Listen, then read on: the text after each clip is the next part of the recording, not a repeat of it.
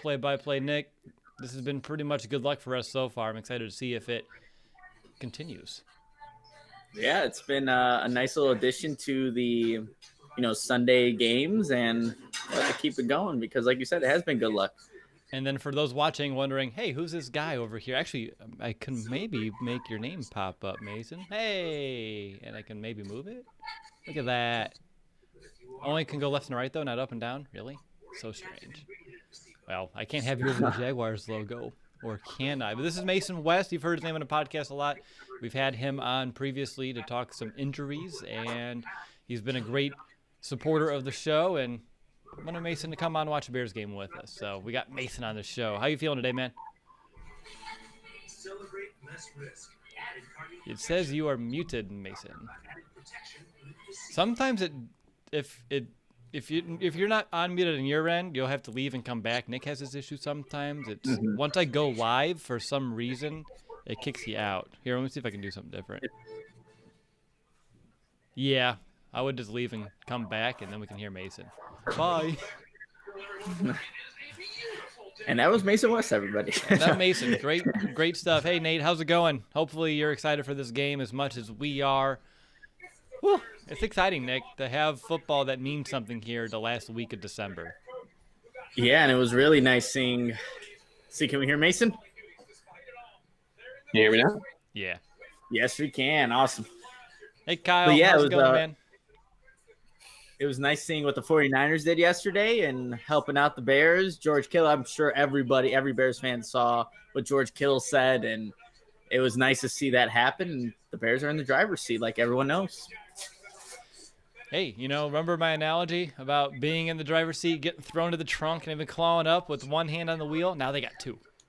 They got two hands on the wheel, and now it's time to drive. It's time to drive, Will. Man, it was I thought Robbie Gould was trying to throw that game yesterday. That was so frustrating to watch. I was pissed off. Okay, I was watching it on just the game cast because it wasn't on TV. Other sports took over. I get it. Who was going to put an Arizona Cardinals game over here right now? Granted, I want to watch that game. So then I put it on second half, and holy crap. Like, what was Robbie doing? Like, it felt deliberate, and I took it personally. The thing was too, like the kicks they weren't like that bad, but it was like just like outside enough where it was just confusing what was going on. Right? It was like, I'm gonna just barely miss, just to toy with the heartstrings a little bit more. I'm glad that the 49ers held on last night to make today as important as it is right now. Yeah, we kicked off yet over there? Yep, and the Jaguars are on the 20. Mike Glennon, ladies and gentlemen. I think I might be on wilt time. I'm slightly behind. Cairo hasn't kicked it here yet. He is, yeah. For me, he is pushing the ball in the tee, and he's stepping back. You got to run first play for maybe 2 or 3 yards. Akeem Hicks is angry and just yelling. Wasn't he the one that was in a Zoom call? He's like, I think he talked about Colin Kaepernick. He's like, we signed Mike Glennon. I think that was Akeem Hicks, if I'm not mistaken. Like the last time we heard about him. That was funny. Yeah, wasn't the question basically like, so do you think there's collusion? Do you think that, he's being, blackballed? And he was just like, yeah, we signed Mike Glennon. That's all I'm going to say. Yeah. Yeah, 2nd and 7.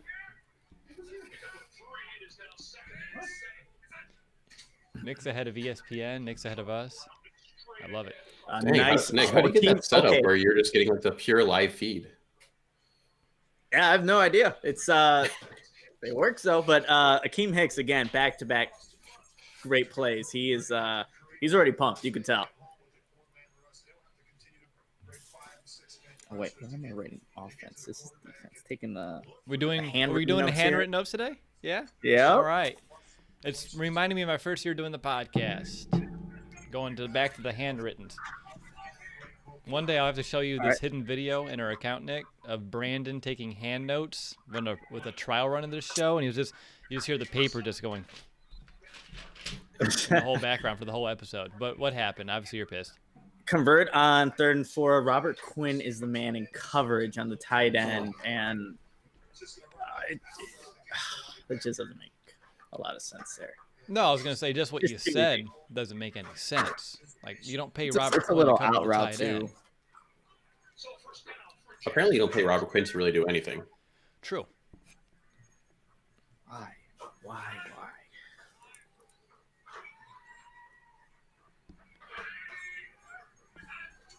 Eddie Jackson coming on the blitz. Hot. Oh, nice hit. Kyle Fuller and Trevathan. So one of the things I found interesting was some of the X factors you guys talked about in the last podcast. You know, Roquan Smith was one of the ones talked about. I thought it was Danny Trevathan, personally. That's a good one too. It's in that tough. backbreaking matchup. Yeah, because it really depends on how it kind of gets dictated in terms of like how they want to utilize the back. And luckily, we don't even have to worry about that Robinson guy because he's inactive. And their next running back on the team in terms of attempts this season had 7.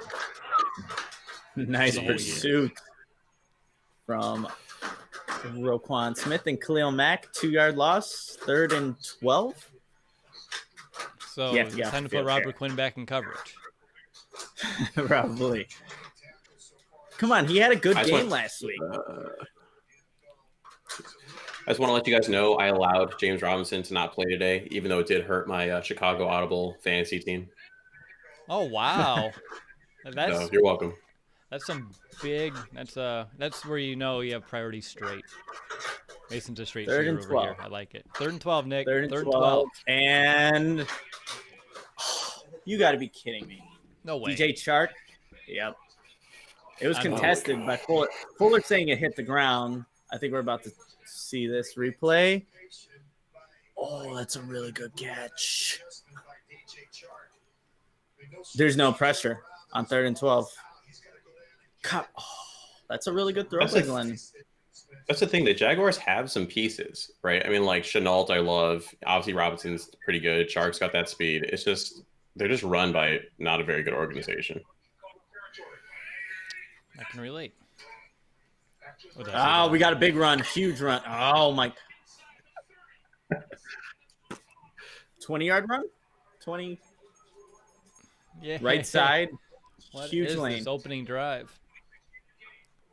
I'm watching the 3rd and 12 now. Yeah, I'm on the 3rd and 12.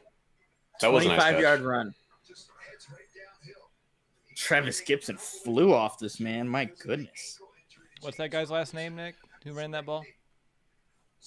Oh. I got it on Gamecast, and I don't know. I have no idea. Another big run. No contain. Travis Gibson needs to get out of this game. Didn't you give the Bears run defense the edge? I did. Oh, Travis Gibson. My goodness. That's just awful. Just take him off the field. He got manhandled. Wow, jeez.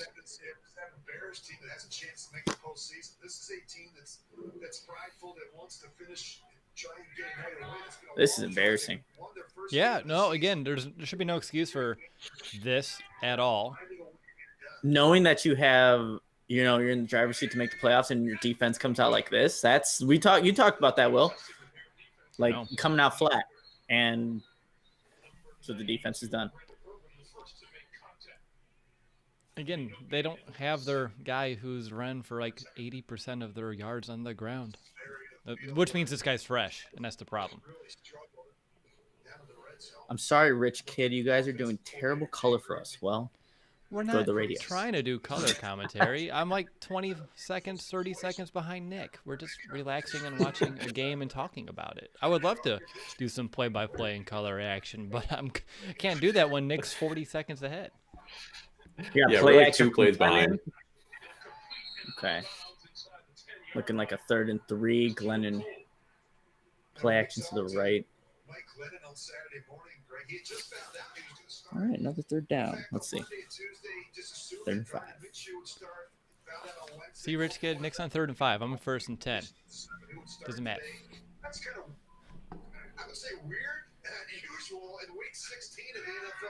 The Bears do not have to win both of their next two. They technically could still get in if they go 1-1, as long as Arizona loses again next week and they play the Rams. And you have to All right, see here we go, 3rd and if 5. Kyler Murray's going to play or not. Yeah, this can be interesting. Is that a fumble? Nope. Incomplete pass. Nice hit. Tight end dropped the ball. Okay. So Ben don't break. DeAndre Houston Carson with laying the wood there. Nice. By the way, I have his autograph on that photo I got for Christmas, and his signature literally is DHC. Makes sense. This is Aldrich Rosas, who is 5 for 5 in point afters and 7 out of 10 in the field goal department. 26-yard attempt from Rosas is good. 3-0.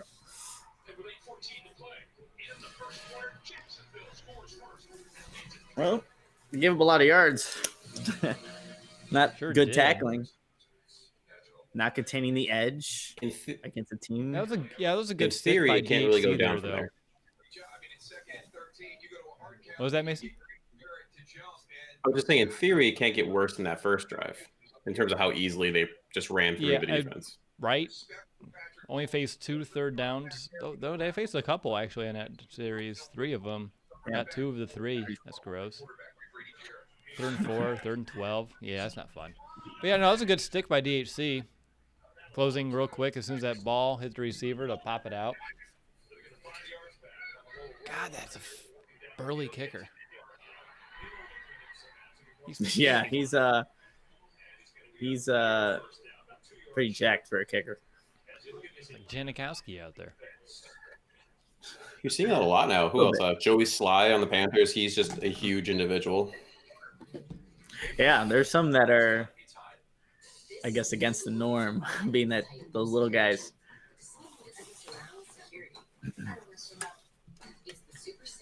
Okay, 3-0. Jags take the lead. They start the game on a 12-play, 71-yard drive. Took about 7 minutes off the clock on that thing as well.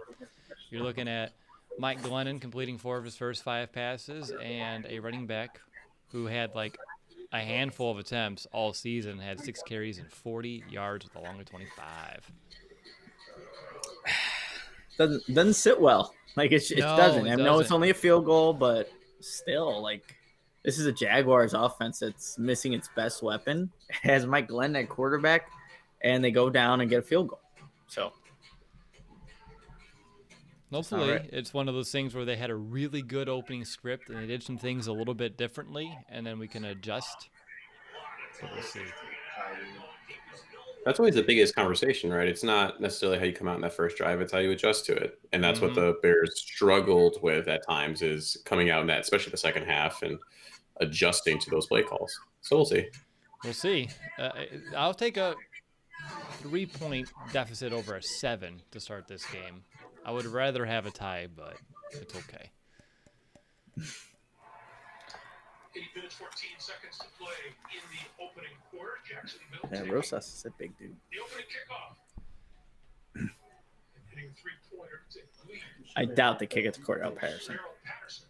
Is deep for the Bears. At least I can hear it now through yours, so that helps.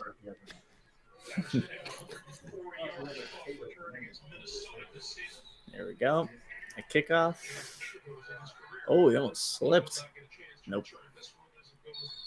No return for Cordero. All right, Mitch. Start at the 25. Here we go.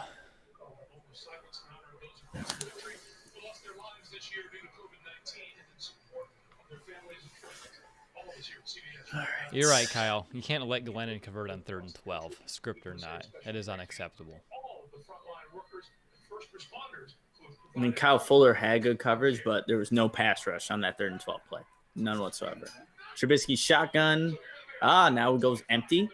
Montgomery split out left wide, and we have a offsides by a defense. Trubisky's good with that hard count. He's really good with the hard count. It's impressive he can make it work on the first snap. Yeah.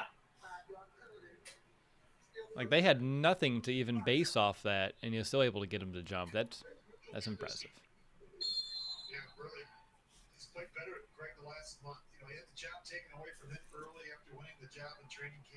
All right, what do you do at first and 5? Anything? Under center. Montgomery gets a 2-yard gain. So Rich, some very young guys on this Chicago offensive line. Yeah, they played well. The center and the right guard, Mustaford and Whitehair have played well. And this is a group that. 2nd and 3, kind of a little hurry up here. Under center again. Play action. You got somebody. Oh, just missed Jimmy Graham. Going to the right sideline. You can't have 3 and out here now. Come on. Oh my gosh, no, you cannot. That's good coverage by Miles Jack.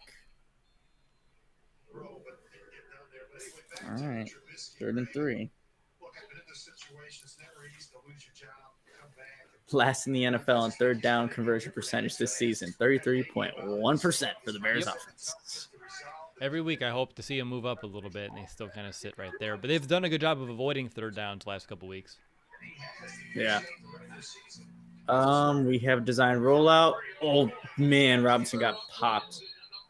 Is that enough for the first, though? According to the ref, it looks like it is. Yep. Tough first down. Yeah. Is Al Robinson doing some talking? Makes sense. His old team. Yeah, I was going to say, right? He has to be talking to some. That is one thing I wish I saw a little more for Robinson, but just a little bit more of that nasty. Like you see guys like DeAndre Hopkins and stuff. I don't know, a little more chat, a little more in the face. He's very, very mute, very quiet, stone cold face throughout the whole game. No matter what happens, not a big high, not a big low. But I understand sometimes you want a little bit of that attitude from your receivers. It's fun to watch, and it does bring some of that energy. Oh, jeez. Have a 3-yard loss on first down. That's good for Montgomery. Bad offensive line didn't block anybody.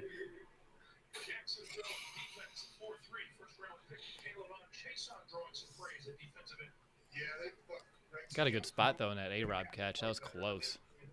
It was. Man, it's looking difficult for the Bears right now. They're going empty again. Montgomery out wide to the right. Oh, that was such a crappy pass by Trubisky, but Allen Robinson catches it basically on the ground, turns around, and gets 10 yards of yak. You guys will see it, but thanks. Eventually we'll see it. All right, we'll get there. Yeah, we'll get eventually. there. I'm watching Montgomery struggle, and there he goes. Robinson catches ball off the dirt, basically.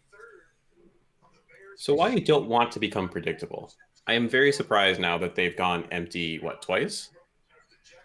Yeah, I wonder if it's just that, like, what they're running it's pretty simple, and they've been running the same type of flood rollout play action plays so many times that I wonder if they're just trying some new things out against the Jaguars. So then, for next week, I know you shouldn't be doing that, but yeah, it's not the same script that you've seen in the past couple weeks.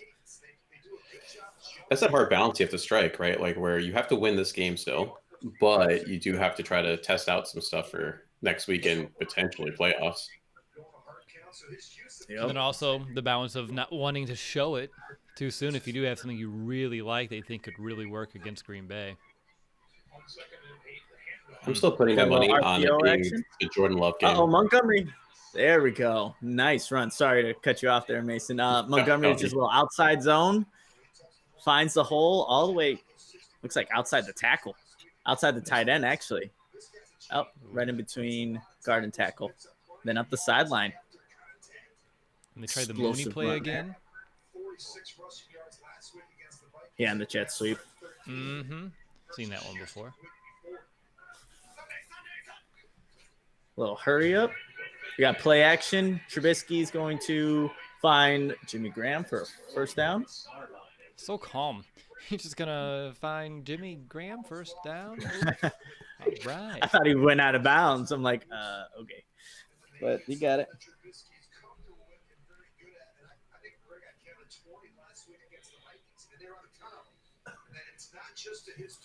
That was a good run, though, Montgomery. He's looking quick. Yeah. Oh, let's see. I'm feeling like an Anthony Miller touchdown right here. Don't know why, but I am. We haven't seen much of him. Oh, you can't do that if Montgomery gets the ball. Oh, okay. Didn't get anything on 1st and goal. We need something. We need some cool video graphics at like Red Zone Alert. That'd be 20. And maybe if we get extra games this year, I may have time to make a few. Yeah, that's just one touchdown, Greg, in his first 10 games. The 146 rushing yards last week, most by a Bear running back in more than The difference between Derrick Henry and the rest of the league is just silly. Sorry, that graphic just came up with his rush yards per game. He is in the league of his own right now. Yeah.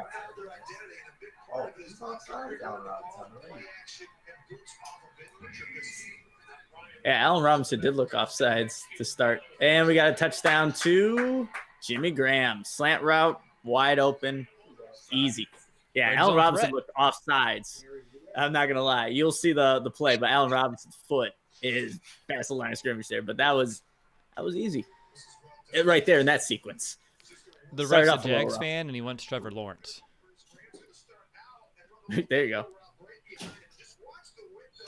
So are you telling me that's that nice throwing play the design. ball to Jimmy Graham in the red zone is a good idea? Depending on the week. Oh, okay. What does he have now? Got to be. I don't want to. I'm going to say It's up to like 5 or something. 5 or Like, just in 6. the red zone or in the season? I feel like all of them are in the red zone. In the red zone. Yeah, that's number 7.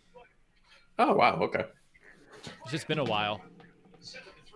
Huh. And it's a little number different 7. too, because usually it's been more of those one-on-one jump ball situations or along the outside, and that one was more middle of the field, running away from someone, separating from a defender. He It was nice pretty play jacked- design. He was pretty jacked too before the game with a lot of energy. So you're seeing it out here. But yeah, A-Rob did look a foot in front. Oh, I should update that score. TD, nice play design. I can't get these numbers even today. There we go. Oh, Mason, what are your thoughts? Did the Bears answer enough to your liking on offense?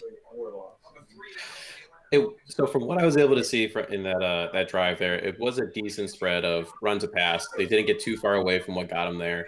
And then in the end, you went to the players that you need to. You got A-Rob heavily involved, and then you went to Jimmy Graham in the red zone. That's the recipe for success. Don't go away from it. And Nick, I know you were talking about the Bears still being the dead last ranked third down offense.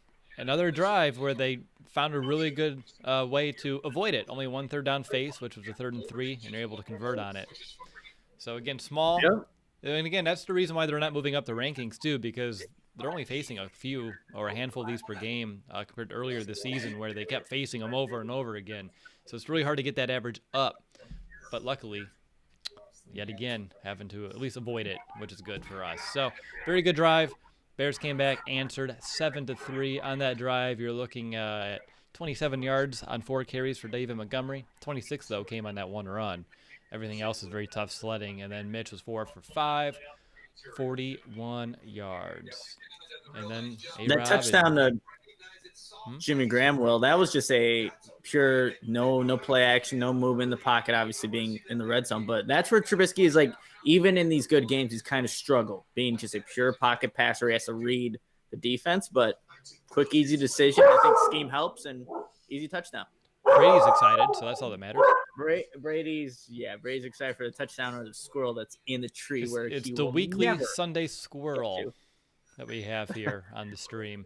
But yeah, now it's time, though, for the defense to step up and make a stop here, for crying out loud. This is the Jaguars. Let's not allow another long drive that ends in points from Mike Glennon and the Jaguars.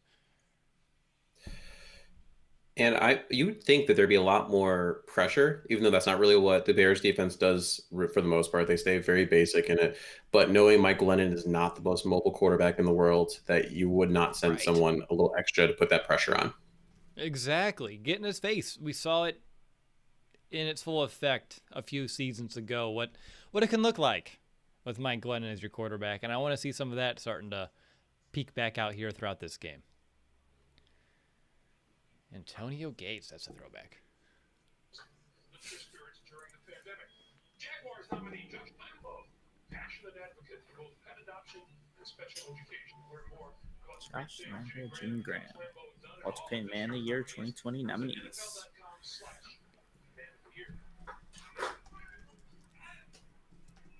All right, let's see what we got here from the defense.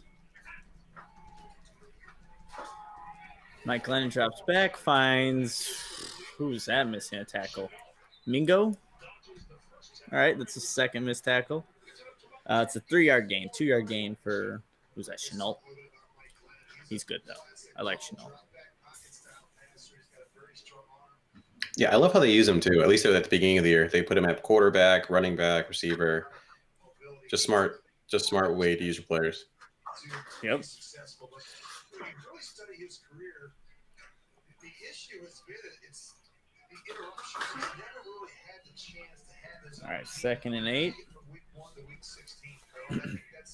Bears look like you're just bringing 4. Yep. Quick pass out to the flat again, but Roquan Smith is there. Cleaning up. like So we're looking at a 3rd and what, Nick? 3rd and what? 3rd and 4. Maybe 3rd and 3, depending where they spot this. 3rd and 4. Come on, get off the field. Mingo, though, he had himself a 3-yard loss right in his grasp and just ran right past the guy. Yep. All right, this would be good field position for the offense so we can get off the field right here. Yep. Mack and Quinn are in. Let's see if they're actually rushing the passer. Empty backfield. And they are rushing the QB. And Glennon stands in strong. Nobody there. Oh, nice hit by Travis Gibson. All right, there you go, Gibson. Travis Gibson. Deshaun Gibson. Sorry. Too many Gibsons. So that will be a 3-and-out. Travis Gibson moves to safety. Oh, man. Who is that? Is that Mario Edwards? 98? Nice hit on Glennon. 97. Oh, not 98. That's below Nichols. Jesus. All right, Drinks we got a more return.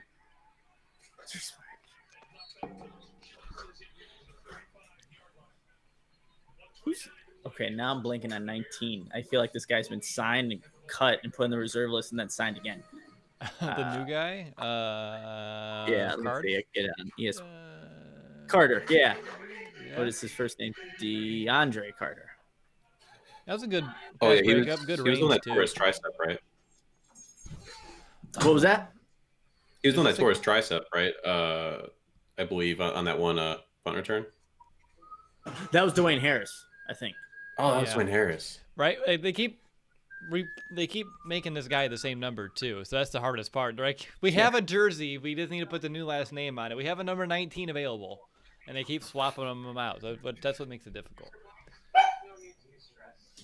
Well, it was what? First Ted Ginn, Yes. then By Dwayne the Harris. way, then... he's on there on that photo. He's on that frame. He signed it. Same with Eddie Pinheiro. I'm like, can you not cross it out and put a Santos autograph above it? Yeah, seriously. Those preseason little things that they do. So the one that you can tell like who they anticipate being the players, and yeah, sometimes you miss. All right, Bears defense gets a stop. Responds with a 3-and-out. Only allowed 6 yards on that one. 2 minutes off the clock, and the Bears offense with about a minute and a half left in the first quarter will come back on the field, and they will continue on. I don't even see punts to 55. So the Bears start at the 35-yard line. That's good starting field position. Let's see if this offense can build off that first touchdown drive. You would like to see less negative plays, I would say, especially in the run game. Like you said, Will, 26 of David Montgomery's 27 yards came on the one run. So let's see some positive plays on 4 attempts. Be a good starting point for the Bears offense.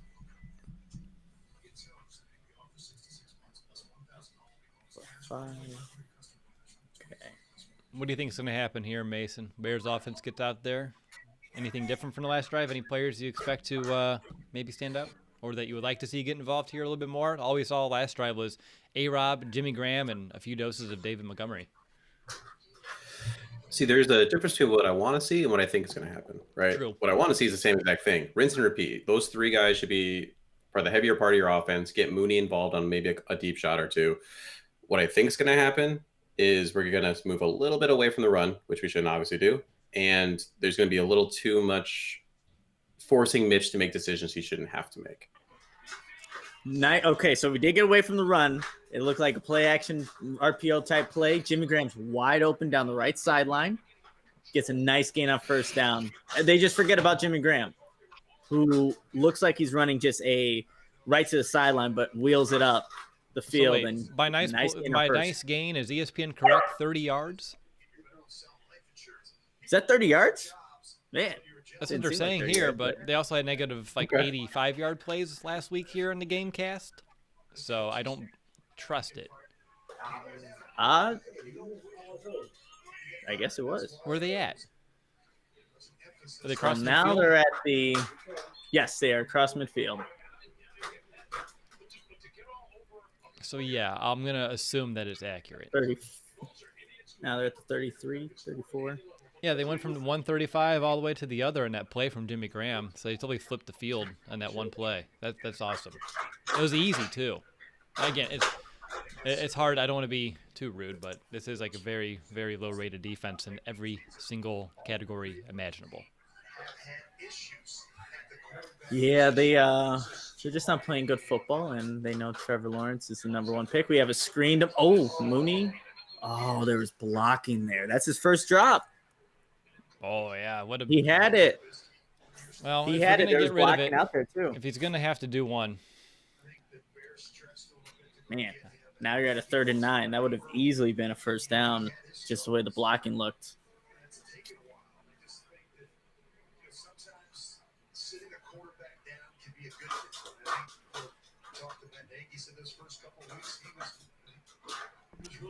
Third and 9. Let's see. Go empty.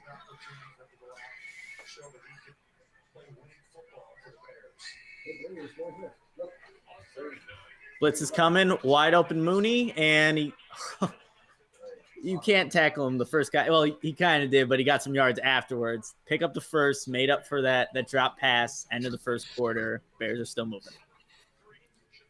I like it. Bears look like they're sitting at the Jacksonville 22-yard line here to end the first quarter. And they'll be facing a 1st and 10. All right. I really like that the Bears went back to Mooney. He messed up. It was a 3rd and 9. He drops the pass, but it's Trubisky having confidence in him to get open, to get that first, and also Bill Lazor and Matt Nagy calling the play for the guy that just dropped it to, make up for it. And that's exactly what Darnell Mooney did. Yeah, that's huge for the confidence, like you just said, Nick. You go right back to him and show, like, hey, mistakes happen. Let's go. And a nice route to get open, good move to make the defender bite backward when he was crossing. Easy money. Easy Mooney. I know you smirked, Nick. I think you were waiting for it, so I had to throw it out there. I was waiting for it. It was going to come at some point. All right, so end of the first quarter, Mason, any big takeaways from it? I don't have anything written down in my notes yet. I think Nick's already filling up his whole pad of paper, though, so watch out. Something low-key that I loved on that screen pass was Allen Robinson's blocking. That was a nice block. There's a high effort, high motor there. That was something that at times in the season, not to name specific players, but on some of those screen passes, it just kind of was avoiding contact. So love it. Yeah, A-Rob's blocking the past few weeks to me has been something that's been a very nice thing to watch. Like you said, that high energy, that high motor, and just that willingness to finish. You did that, was it 2 games ago? The really spring, both Montgomery's. Yeah, Montgomery's big play as well as another one down the field. So that was another one. Mooney, I think, that screen over in the red zone too. Yep. Yeah, I think you've been seeing a lot of just better individual efforts from everybody. And that's why the offense is actually executing. The offensive linemen are blocking a little bit longer because they know David Montgomery will find the lane. And like you just mentioned with the blocking from Allen Robinson, like fantastic blocking on the Darnell Mooney touchdown against Houston. Anthony Miller, too, taking out the guy's legs. And then Robinson just, again, blocking his guy, being in the right position. They've been executing. Something that we haven't seen, really in that losing streak in all season, but they've been doing it lately. I love numbers sometimes. So both Glennon and Trubisky are 6 for 8, but Trubisky has 83 yards and Glennon has 38. So it's the inverse of it. It's just interesting how that works out. Love those numbers, Will. Let's see if Trubisky can add another touchdown to his statistics, though, with this drive. Under center, play action to Dave Montgomery, throws it. Oh, Darnell Mooney just made a one-handed catch, but he's out of bounds. And there's a flag, though. I wonder what. Let's see. He caught that with his left hand. Is that Jugs machine paying off? Yeah. Oh. Are they pass interference for that in the end zone? Yep, we have pass interference. The Bears are on the 1. Let's go. Time. Oh, we're getting to that point of the year when they start showing all the camera crew and they all do their little waves because the end of the season's coming. So just a sign that the NFL year is coming to a close, at least the regular season. Trubisky again with that hard count. I mean, they can't move it up any further, the half-inch line, but, man, he gets another guy. Keeping him honest, though, even when the yardage doesn't matter, I like it. Hard count, Trubisky, man. All right, perfect. Now we finally get to see the play that Nick was talking about. Right? The Mooney play? Yeah, I'm watching it now. That was a good route. Jeez, he almost got the Jaguars again. Oh, we have a direct. See, that's that Matt Nagy crap that you can't have. A jet sweep to Cole Kmet trying to go horizontal instead of going right. That Right just at doesn't him? make any sense. No, that Doesn't one, make any that's sense. interesting. With Cole Kmet, too, which is, he's not the fastest guy. Right. See, that was like the Trey Burton play, right? Like you would either do that little toss to him or even like the direct snap to him, which is fine because Trey Burton had the wheels to do it. Cole Kmet's more of a bruiser. You can't really pull that off with him. No, That just we'll see it here in a minute, but that's I guess when you're first to goal at the half-yard line and you're going up against Jacksonville, you take a risk. Now it's 2nd and goal from the 4. And Like you said, well, what is that? now they have to take a timeout because the play clock was expiring. What I don't like about that play design, I don't mind if it's the pop pass, so Kmet's in front of you, but the fact that Trubisky had to turn his back and then Kmet's behind him, so he's even further back behind the line of scrimmage. So the design itself is what I have issue with, not as much the call. I think if it was a little bit better design where he's in front of Mitch, even if he doesn't get the touchdown, you're not looking at a 3-yard loss. I honestly have a problem with the call itself. Like, David Montgomery's been on an absolute tear, and the offensive line has been generating push. Maybe we haven't seen it as effective in this game, but you still, give it to your guy that's been doing it all for you. Let's see what the Bears will do, though. Like this, they're backed up. They're on the 4 now. They're backed So we'll up. see. Well, again, you move 60 yards in a few plays, though, and this is Jacksonville. I don't mind a risk or something a little bit creative if you're in a great position like that. Now, if this is Green Bay next week, you pound the sucker in and you get the points.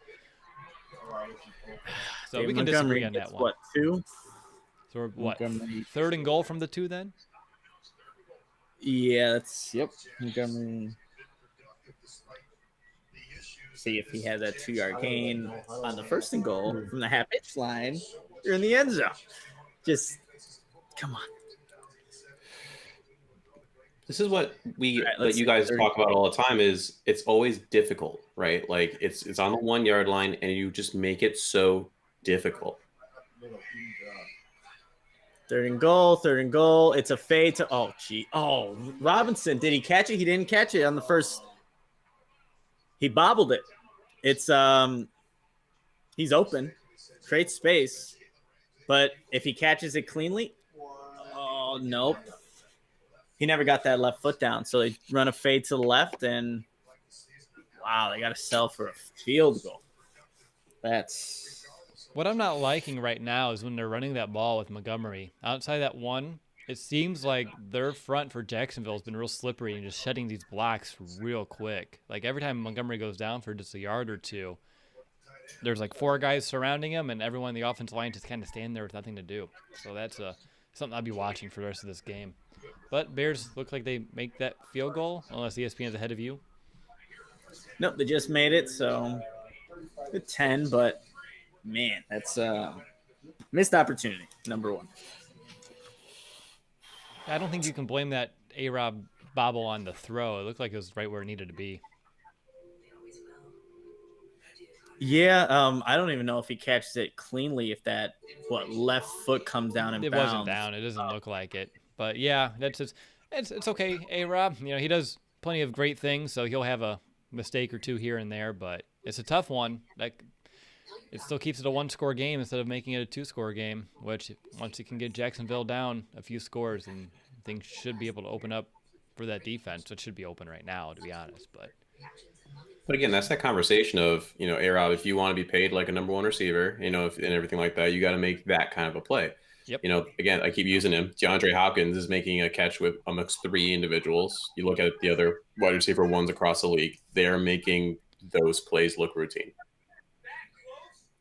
Yeah, and I mean, Robinson has had plays where he has done that, but we've had like this level of, we can't come down to 50-50 ball, and then he makes a good play or he's blocking well. Like, I guess it's maybe just a little bit more inconsistent than it was like even last season or even 2 years ago. But what do you think about George Kittle as a 49ers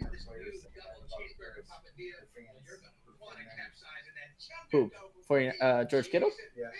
Oh, George Kittle would have been great as a Chicago Bear. Would have been amazing.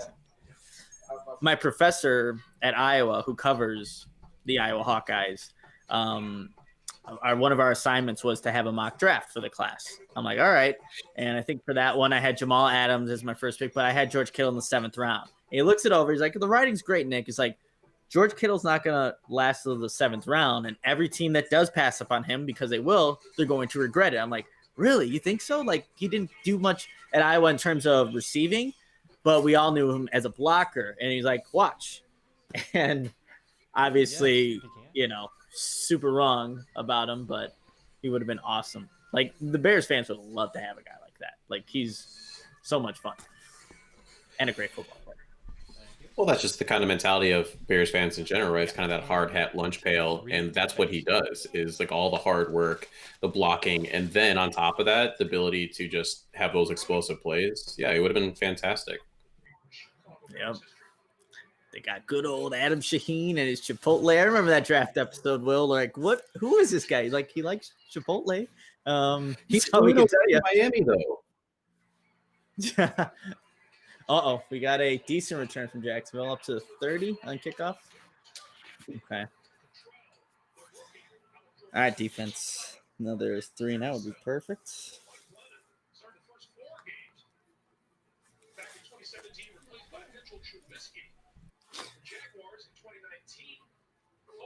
So yeah, on this drive, I'm really trying to watch what's happening in those slot corners, what's going on, with the Duke Shelleys and everything of the world. Just because, again, looking ahead, which you shouldn't do, but at the end of the day, you kind of have to. That's what killed the Bears against the Packers last week, or last time they played. Oh man, left side, another decent run, 7 yards. Robert Quinn has to make the tackle, trailing like it's easy on that play. You're going to see Glennon, Trubisky kind of hug it out before the game. It's I don't know. It is what it is. Oh, yeah. Good old Mike Glennon. You'll always be scarred by that draft party. Jeremy, not that Kittle wasn't a great receiver. He just didn't have the production at Iowa, really, as a receiver when in 2017. It wasn't big numbers. But yeah, he could catch the ball. They just Iowa's offense, they don't throw the ball. They're traditional run it lineman, ground and pound. But Glennon completes a pass to DJ Chark, the one guy you have to worry about. Yep. Very first down. I'm actually going to eat during the game today, which is rare, but food is necessary. Oh, we get a Jackson blitz. He got blocked into almost making the tackle, but he doesn't. But it's a minimal gain.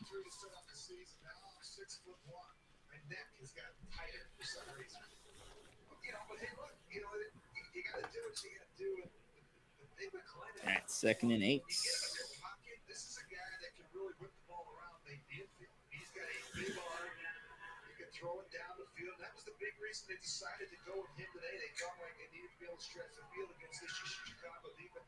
Yeah, I don't know how the running back's name for Jacksonville, like his last name. I just right. If you hear it, I don't think I've even heard them say it here on the TV. So you got to play right over the middle.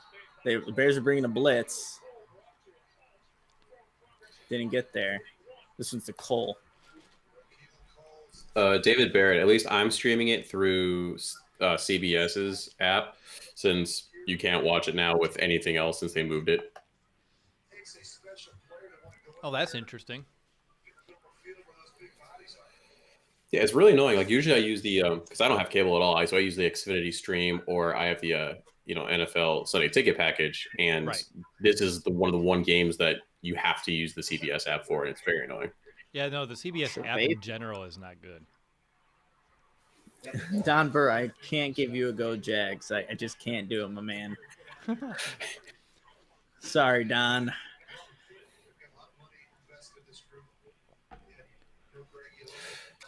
So far with the Jaguars, one thing that's been a little interesting is Mike Glennon hasn't really done the deep shot yet. It has been a lot of this dink and dunk short yardage. And that is something that, again, down the road, or throughout this whole season has been an issue, at least for me, because Kyle Fuller plays so far off the ball. Jalen Johnson's been playing a little more on top of it, but obviously he's out. So, you're just giving them these 5-6 yard gains, which are adding up. Mm-hmm. And there's a 10-yard gain because now Kindle Vildor wants to do the, Kyle Fuller and play off, but there's just no pass rush. Like Mike Glennon has looked comfortable. Yeah. As statuesque as he is, he's looked comfortable back there. Yeah, I just saw the one for you, Nick. It'd be a few plays prior. The one over the middle was Danny Trevathan in coverage, and it's just like nothing else is going on there. I mean, you put anyone against Trevathan, you give him 4 seconds, they'll find a way to get open. Oh man, that's a good play by who is that? John Jenkins saves a big run. Yep. Lucky. One thing I can't get over with the Bears is how they keep churning out these great interior defensive linemen. Just every year, there's like 1 or 2 guys you either didn't hear of before or like were given up on by other teams, and they just elevate them. Then they get a huge contract, and we don't see them again. So like Nick Williams. Jay Rogers. Yeah. It's going to be Roy Robertson Harris this offseason. The Bears most likely won't pay him, unfortunately, or I don't think they will. But yeah, Jay Rogers is he's got a knack for doing that. He's really good at it.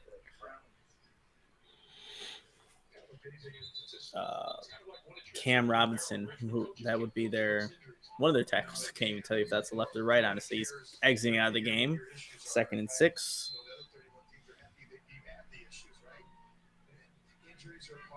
Man, already on the 27-yard line. And there's the out route again. Kindle Vildor, man, come on. Just playing far off. Yeah, it's been 3 now. 3 passes he's allowed in this drive. There's Cole again.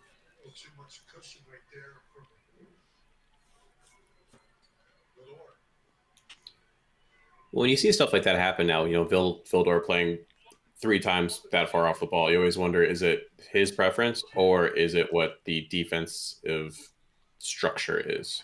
Is that what he's being told to do? I think that's with Pagano, and Glenn has time, and he gets, Gibson should have had a pick.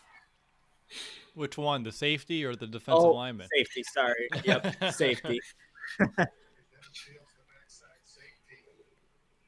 They try to throw the seam to the tight end right down the middle. But Tashawn Gibson reads it perfectly.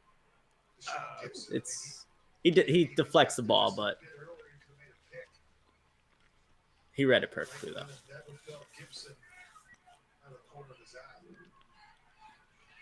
Second and 10 against the Chicago defense that has held its own in the red zone this season. Where's Khalil Mack at? There he is. Oh, pressure.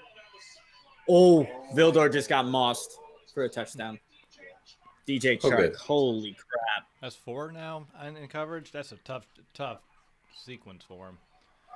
He got mossed. Wow.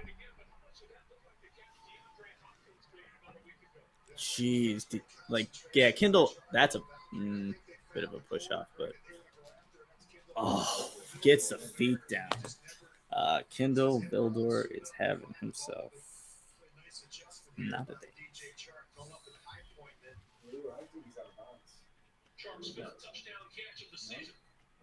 Oh, see, he caught his eyes and got caught in the backfield. He went to go jam him 5 yards out and then looked back at Glennon and just got burned.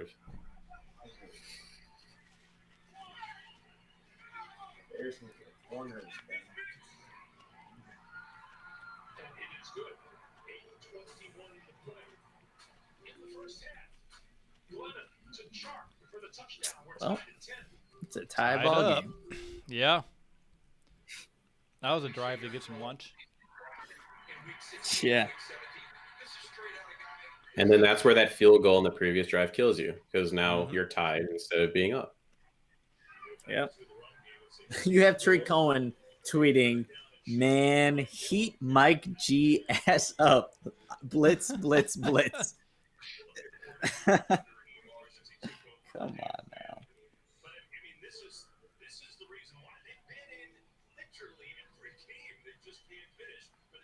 Wow. First half touchdown allowed. I mean, for the Jaguars since week 13. Oh, jeez.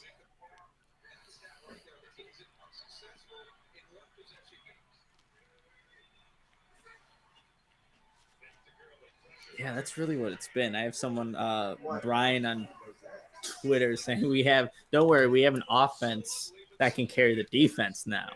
And that scares me because obviously this offense has done things against bad defenses. If it's next week, Green Bay, and it's going to be, I mean, it's not a great defense in itself, but I don't feel too confident about that. The defense needs to, step up, and it hasn't. And at some point, what is the get right moment, right? I mean, that's the thing. It's been a downhill trend this whole time. If you can't get right against a team like this, it's just not going to happen. And not even this year. What about next? I mean, the defensive window is going to be closing sooner rather than later. At some point, you got to be able to turn that around. Yeah, it's their best game was against Houston, and they were just beat up in terms of not having anybody for Deshaun Watson. They still played a good game, though. They did, but you give up 34 to the Lions. You give up, I mean, you're giving up points to a lot of teams, and it's just not sustainable if you want to win. Even though the Bears have, it's just can't keep doing that. It seems like such a long time ago that the Bears beat the Buccaneers with how dominant that defense looked, shutting down Tom Brady and all those weapons. And I mean, obviously they were still getting on the same page and everything, but I mean, that Thursday night game seems, whatever night game that was, that seems like such a long time ago. Yeah, that love, in just the pressure that Tom Brady was under.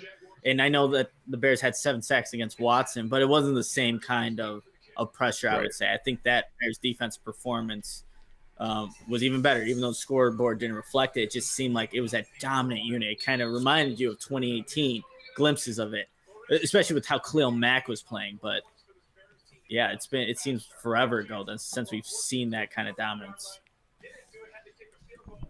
Okay, lunch is over. What I miss? Well, just griping about the Bears defense. Oh, was it last week? The week before? No, not the week before. But yeah, geez. It went 70 yards, 10 plays. Vildor. Brandon Green, you're up at 3 a.m. Man, commitment. Why? Oh, ooh, okay. Gotta watch the language here. But Ryan Nall's in at running back. Trubisky just fumbled, Why? recovers the ball. Oh, man, he's lucky he got this ball back. Why is it such a struggle? Why? The 49ers gave you a gift yesterday. You should be pumped for this game. Mhm. It's the Jaguars. You're in warm weather. In Jackson, like, there's so many things to be positive about, but So this is the quintessential example of outthinking yourself. It's the first play of the drive. Why is Ryan Nall in the game? Mhm. Why not have Montgomery? He went out on a route. Why not have Montgomery there? It doesn't make any sense. Yeah, no, Nall's not your receiving back. He shouldn't be really a back. Offensive line third had and 3 10. guys standing there in that fumble. 3rd and 10. Trubisky. He has thrown so many low passes. Robinson's open in the window. Low ball, hits the ground, 3 and out. Bears have to punt. You've got to be kidding me. Coming out flat against Jacksonville.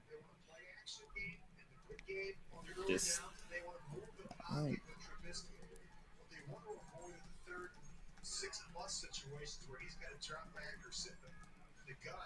That's the thing. Like, they're making him a pocket passer. Bill Lazor, Matt Nagy, the game plan.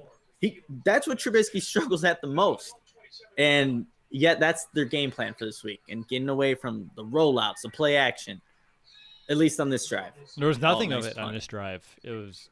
I have one more play to watch, but based off what I've seen so far, Yeah, at third down, just straight drop back, sit back, read. It doesn't make any sense. Again, do what got you here over the last couple of games. Move the pocket, let Trubisky use his legs, and allow him to. I mean, that's the thing, right? I mean, potentially let him scramble on second down to gain 3-4 yards and set up a 3rd and short. so far, Nick, it feels like that game we're fearing. Yeah, I know. It's just a letdown. Yeah, but really, what else is he supposed to do on the touchdown? Well, he can't do anything. He just got torched.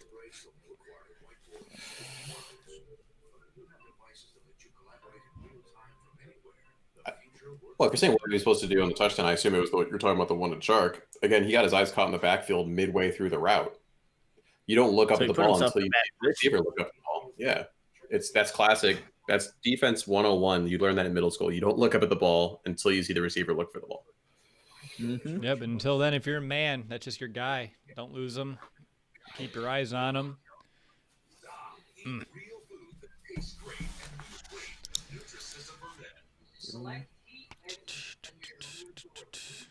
So after the touchdown drive by the Jaguars, the offense responds. A nice 3 and out. The ball ends up on the ground. Ryan Nall gets inserted in the first drive of the game, and Trubisky skips the ball to Allen Robinson. That's how you do it. That's Bears football. Gosh, it's so frustrating. At its finest. Do you remember when Lamar Miller was a thing? That was cool. I remember when they That had was him in a cool, yeah. game and they threw like 3 balls to him and then used him as a decoy 3 other times and never even handed it off to him. Yeah, I remember that game.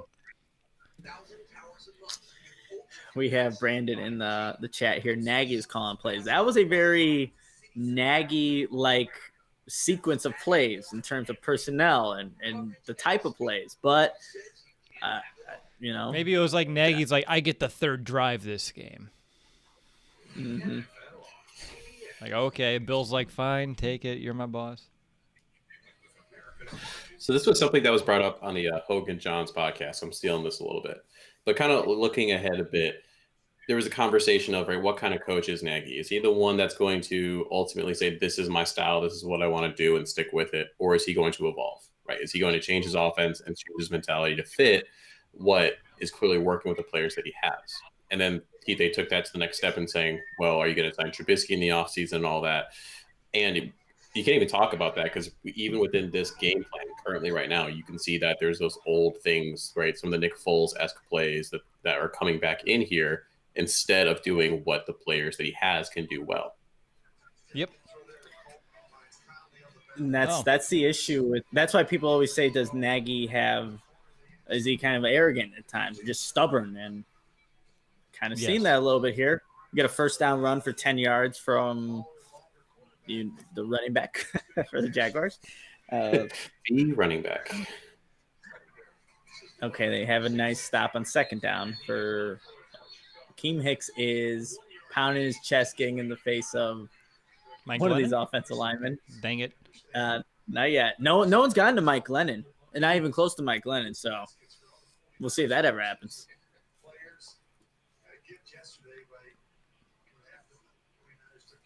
Yeah, and that first down run, too, that went for 11 yards. Eddie Jackson had him in the backfield and let him run right by him. Oh, I don't like him playing Preston Chenault. And make a tackle. Hey, look at that. It's going to be like a 3rd and 6, 3rd and 7.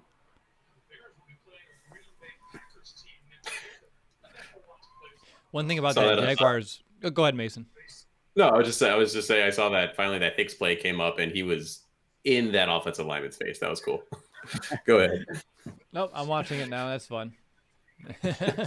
Yeah, you have to give that one some love. Yeah, no, I was just saying on the prior drive, they didn't face a single third down on that touchdown drive. I just went back to look at that play by play, and it's nuts. 3rd and 6, Roquan Smith with a great open field or going towards the sideline. It's going to be a 4th down. Jaguars are going to punt. That's just Roquan Smith getting to the sideline, being that sideline to sideline backer that he is. And was that the fullback? You're not going to outrun Roquan Smith. I'm sorry. Not And Can we talk about how he didn't make the Pro Bowl, by the way? Yeah, what the hell's up with that? Oh, they faked it. They faked it, and they got it. Wow. They have nothing to lose. They can do things like that. Oh, wait, there's a flag. There's a flag. Yeah, Brady's pissed off, too. Holding. Whew. There's a holding call. Good. Are they calling it on me? Because I was holding my breath when he said that. Man. Ooh, they dodged a bullet there. Who's holding here? On Josh Woods. Oh, that's I don't know where the hold's at. All right. It's fine. We'll take it. We'll take it. 4th and 13. Can you get a decent punt return here? Okay, there you go. No return. 33-yard line. The Bears offense will take. I'll take it. Over, but they're off the field. They didn't score points. They didn't take the lead. I'll take it. Found out my mom's at the game, so that's cool. Oh, wow. That's awesome. Yeah. Just got some photos. That's pretty neat. A lot of Bears fans We here have from what I can see. Flag on the punt. Unsportsmanlike conduct. I know this was a game when they released the schedule and they released the tickets. I thought about going down to because it's just like would be a fun game to go to, and then COVID made that a bad idea. Yep, unfortunately. Travis Gibson flagged for unsportsmanlike conduct. He's missed tackles, hasn't set the edge, and has committed a penalty. Yeah. Good job, rookie. But the other Gibsons had a couple nice plays. Yes, the other Gibson, Tashawn, has had a couple nice plays. Yeah, not the other T. Gibson. You can't do that. Well, you can do the other T. Gibson, but you can't just say T. Gibson. Because I just put That's in my one of the hard notes, and I things was like, for wait, Travis, though, right? Because he started playing the last couple of weeks a bit more, but he really didn't get a ton of snaps the first half of the season. So now you're throwing him in there, this rookie, and saying, "Hey, do a lot more." But I mean, you got to bring him on a little quicker if you're going to have him actually participate at the end of the season. Yeah, it's a good point. That's a guy that was also transitioning from positions in college at Tulsa, being a defensive end, going to stand up outside linebacker. So he's in the COVID year having to not have the training camp. So there's a lot that he learned in a condensed portion of the season, and then having more snaps at the end here. It's a lot to ask for, but in a sportsmanlike conduct, setting the things you should be doing or shouldn't be doing, Gibson's got to know better there.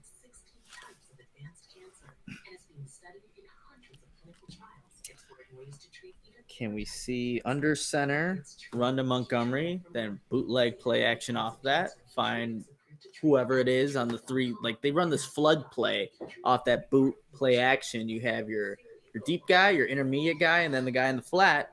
And that works so well for Trubisky because he can just identify, okay, who was open? I could see it right in front of me off this boot action, and then nice little gains. But we haven't really seen that all too much against the Jaguars. It makes no sense. It's almost like they shouldn't have started, walkthroughs on Wednesday. Very true. 3, 2, 1. Open for business. Yeah, Kendall Vildor second on the team right now with tackles, and that's not a good stat for him because he's being targeted tremendously. I think a few of those come on that touchdown drive, but still, you don't want to see it. When you see Ryan All up there too, you're like, huh?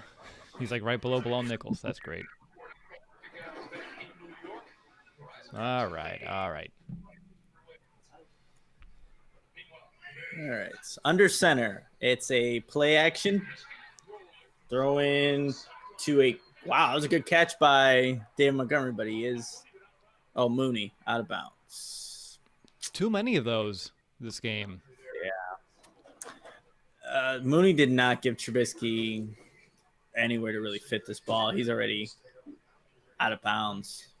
I guess the ball could have been inside more, but Mooney didn't give Trubisky a chance to really make that a completion. It's a wide field. I don't know why they're really getting sucked into the sideline so much in this first half. Yep.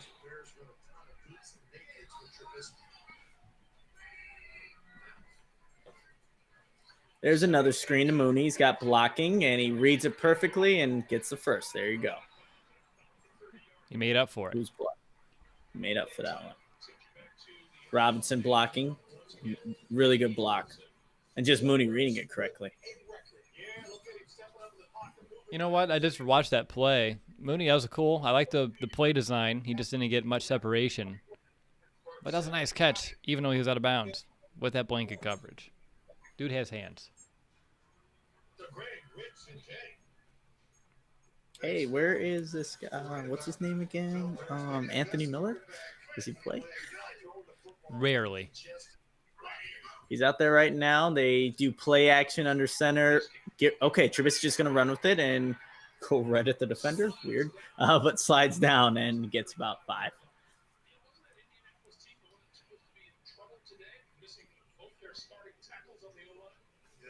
That was something I wish he would do a little bit more of, was pull that ball down and make the defender make the choice of either coming towards him or, committing to coverage, just because it just adds so much more of a dimension. But, I don't know if he's still nursing that shoulder injury. Right. That's a big question, but I agree. You make the defender think, you give him a little bit more conflict, and just that extra little bit to consider each play can open up a lot. Under center, run to David Montgomery. There we go. Gets about 4 on that one. It's going to set up a 3rd and 1, 3rd and 2. And look at that, right? So we had Mitch scramble for some yards. You got David Montgomery's getting another yard or 2 that you need, and now you have 3rd and manageable. And they're doing stuff very similar to what they've been doing the past couple of games. The under center, the play action, rollout. So weird. You do stuff that works, and it works a little bit. Makes too much sense. All right, 3rd and 2. Okay, empty for Trubisky. If a lane opens up, why didn't he throw that suit? Oh, Moon. How does Mooney always makes the first guy miss?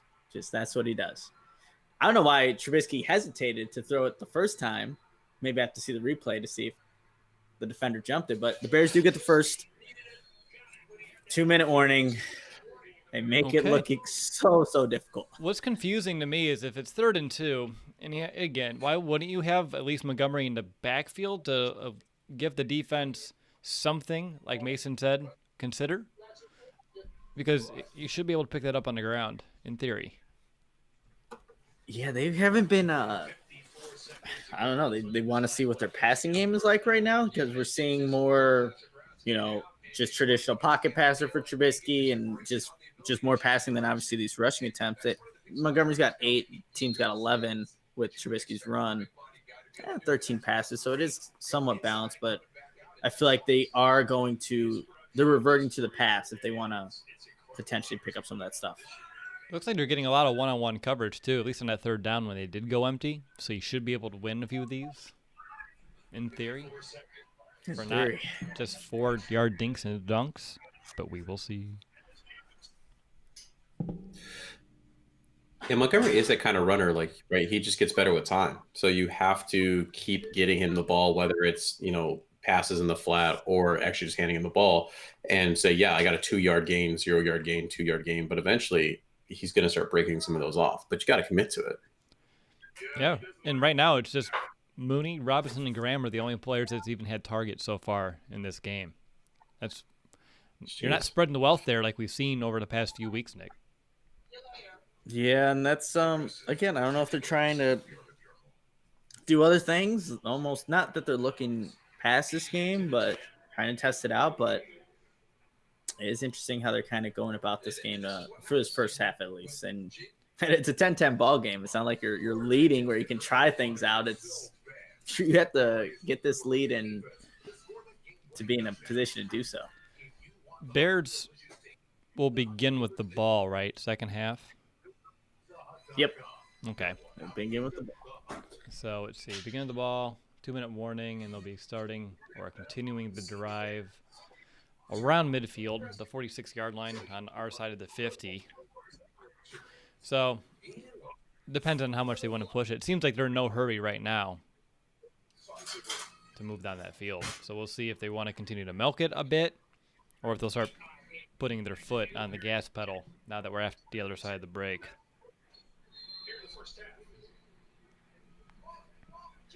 Let's see what we got here. Cole Kmet out wide. Okay. 1st and 10. Shotgun. Montgomery to Trubisky's left. Here we go. Oh, geez. They left Allen Robinson wide open in the middle of the field. That's always good for the Bears offense. I like to hear that. I mean, I think it was Miles Jack who just threw his hands up in the air okay, we're doing this now? Let's not make the tank that obvious, you guys. Oh, whistles. Oh, I wonder, thinking about the penalty. I don't know if the Bears had a penalty on offense last week, but it looks like they're going to get their first one here. Or this ref is pointing in all different directions. I might get the penalty for messing up here. I have no idea. He's right at the camera. You. Yeah, I have no idea who's getting penalized here. Now he's pointing to the Jaguars side. He's pointing everywhere, this ref. False start. All that for a false start? I know.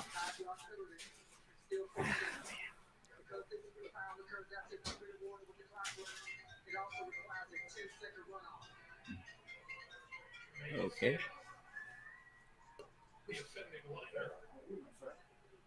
Yeah, false start on Nefetti.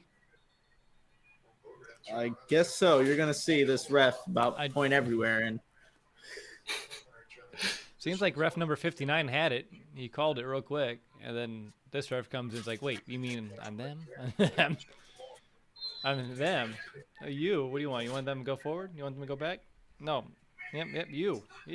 Hey, yeah, you over here. That's all over the damn place. 1st and 15. I don't know if that's going to go credited as a drop to Mooney, but it was pretty good coverage.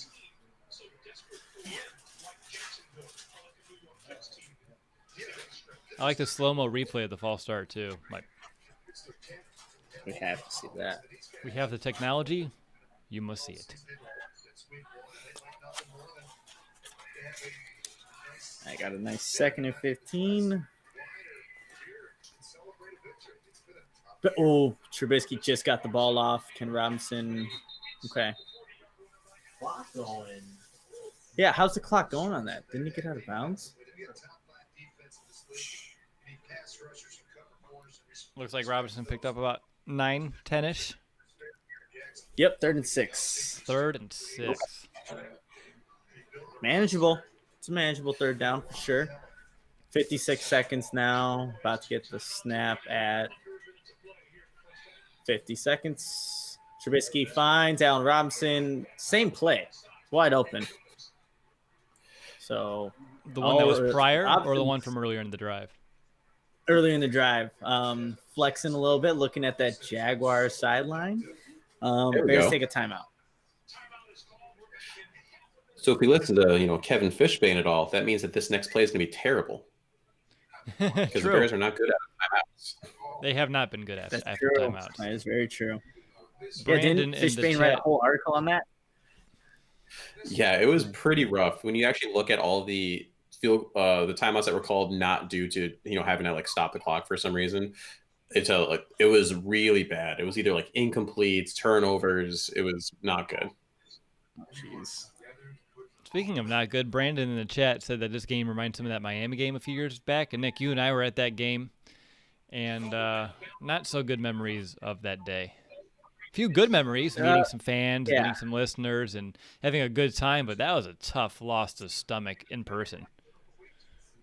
Yeah, there was a lot of missed opportunities in that game. Then you have the fumble at the goal line. I think Hicks causes on the running back there. Bears had it, but we all know how that ended up.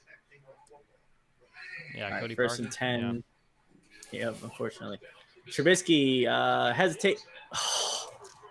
And that's what was also in that Miami game. Some overthrows. Komet was open, sitting in the open zone, and he overthrows a 6'7", 6'6" tight end who's just waiting there for the ball. That's impressive. It is impressive. That'd be pretty good to do that. Jeez. Pocket passer. Hey, after a timeout, too. Hey, look at that. Who'd have The thunk? trend continues. 40 seconds. The play clock's about to just stop at 7 seconds. We're going to have another one of these.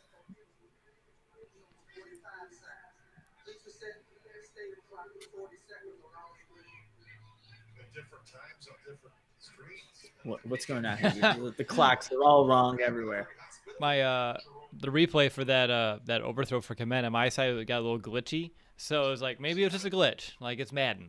Everyone started jumping around for a second. Next thing the ball's over his head. So I'll blame it on the simulation there. A lot of those mechanics again. I mean, you just saw him. Mitch stepped up in the pocket, but he threw off his toes. It was this weird hitchy throw. The mechanics are so rough. Yeah, the pocket was a decent enough pocket to step up and make a pass, but look, when Mitch is there, that's not his comfortable spot. He needs to be outside of it. And really, Bill Laser, Matt Nagy are wanting to test that, and it's not looking too good.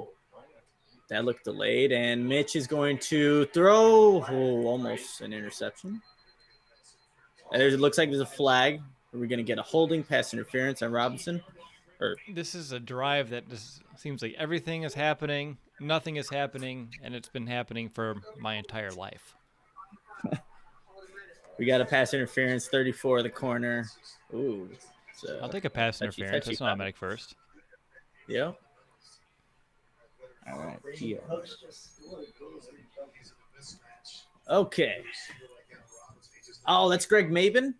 Is that who that is from Iowa? Oh, yeah. You just want to target number 34 all game. I forgot they had him. The Green Bay Packers were playing the 49ers one game, and Aaron Rodgers targeted Maben 6 straight times. He gave up a pass every single time. Maben, not good. But if that's him, which I think it is, then Trubisky, just do it. Just roll out. Run. Don't do anything dumb. He's running around. I don't know where he's going to throw his ball. He's throwing in the – hey, let's throw into a quadruple coverage and get intercepted, back right corner in the end zone. That is why – oh, my – that was just so stupid. That didn't sound pretty. He had all day to run, and he was running, and he tries to make a play. And this is not even a smart decision whatsoever. He goes from left, comes all the way back right. And who's he trying to throw to? There's 7 people in that right corner of the end zone. Just a stupid decision. Stupid decision. Yeah, first and 10, he should have just ran that on that first scramble to the left. Off his back foot. all these talks about contract hit Mooney extensions there. and all this stuff, Could have and just thrown it away there. Was he trying to pull that run that he had against the Patriots like 3 years ago? Trubisky just okay. You know what? You lose this game, like No, all this it's talk not- about it's not playoff even- goes. It goes, it everyone makes gets tomorrow. fired. It will make next week so terrible. Oh yeah. Which we'll have to talk about next week. Yeah. Depending on how this goes, I think regardless, our post-game show may have to look different.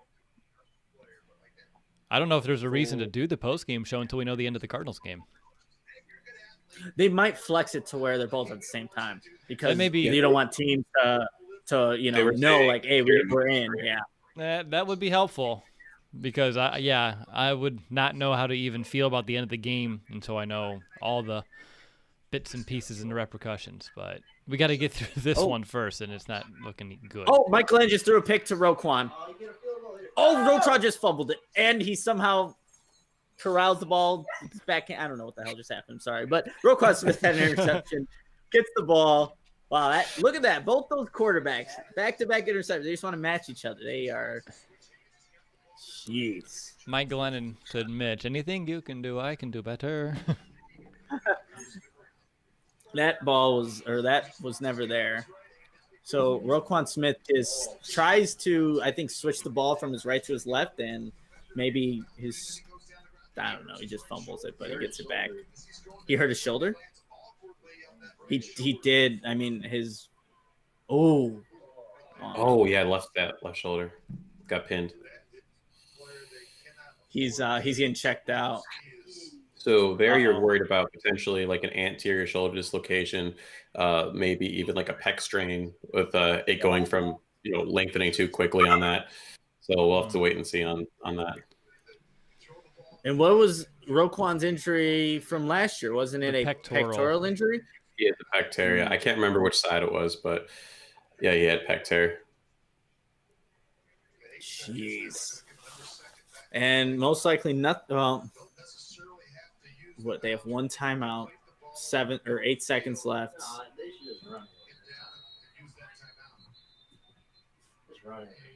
At the 32-yard line. Jaguars 32.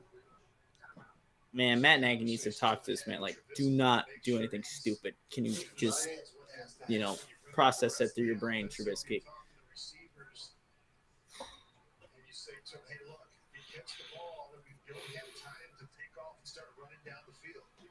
He can't hold on to the ball that long. He needs to just be smart about this. Either take what the defense giving him and let Cairo Santos go do his thing. Give Cairo Santos an opportunity to do his thing. That's all I mean, at this rate, that's all I really want. I'll take anything more as a bonus, but let's just find a way. Wow. The Jaguars defense decided, let's play prevent defense, and it's wide open in the middle of the field. Komet picks up maybe a good 8-9 yards and slides down, and now it's like a chip shot for Cairo Santos. And they touched him? They're tanking. And he gave himself up with the slide, and they touched him. Okay, that slide. See, when I can't see it, I don't understand it. So I have to wait. Because he could have dove, he could have just fell. I mean, it's one of those where you can try to stop for the yards, but 40-yard attempt right now. Yeah, that was an odd play call by the Jaguars. Yeah, what the hell? There's like 3 guys over there. They want to tank, but they're being competitive in this tank.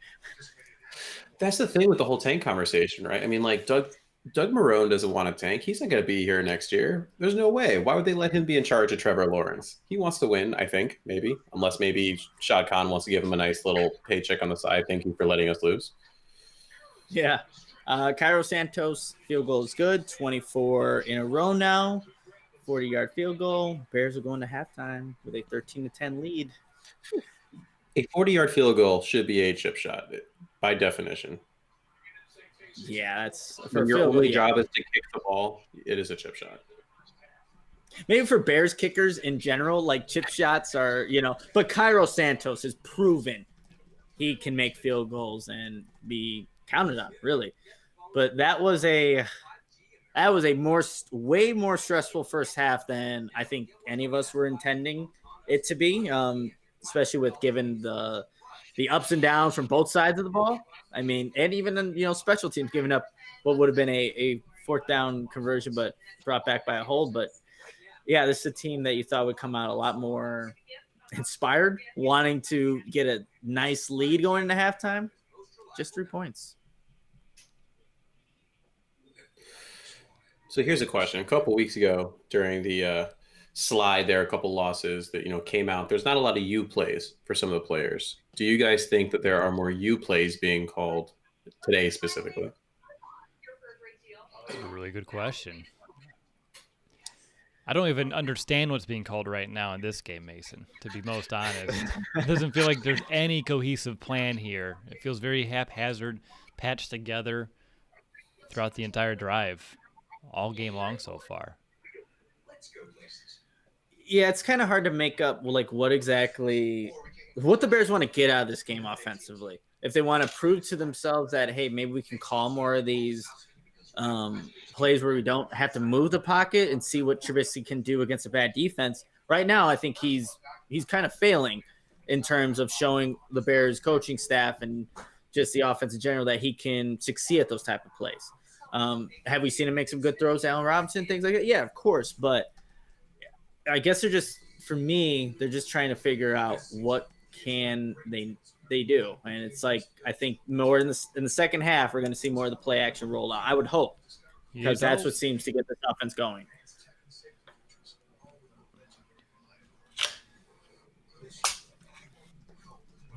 I'm just jotting down some halftime stats, like only 8 carries for Montgomery. I feel like there are some opportunities there they could have gave him the ball a little bit more. So that's great. Well, the games they've done the best, he's had like 20 plus carries. You're not on pace for that right now. It's close. It's not like 5, it's 8, but still, I felt like he could have easily had 12 in this half, and it would have probably been better for the game flow as well as just the offense in general. So that's what kind of irks me the most right now. No Patterson in all in offense I haven't seen, which I know he's been kind of phased out. I know he's been dealing with something, and maybe he's healthy enough to perhaps get a kickoff return or so, but haven't seen him out there, so that's another one to kind of keep on the radar.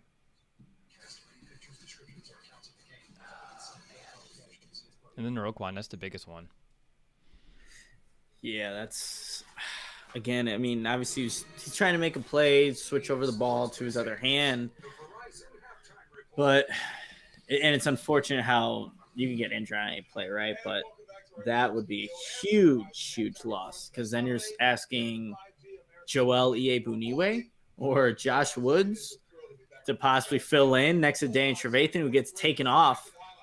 So that's going to change things schematically, too, on a lot of these passing plays. You see Trevathan's off the field.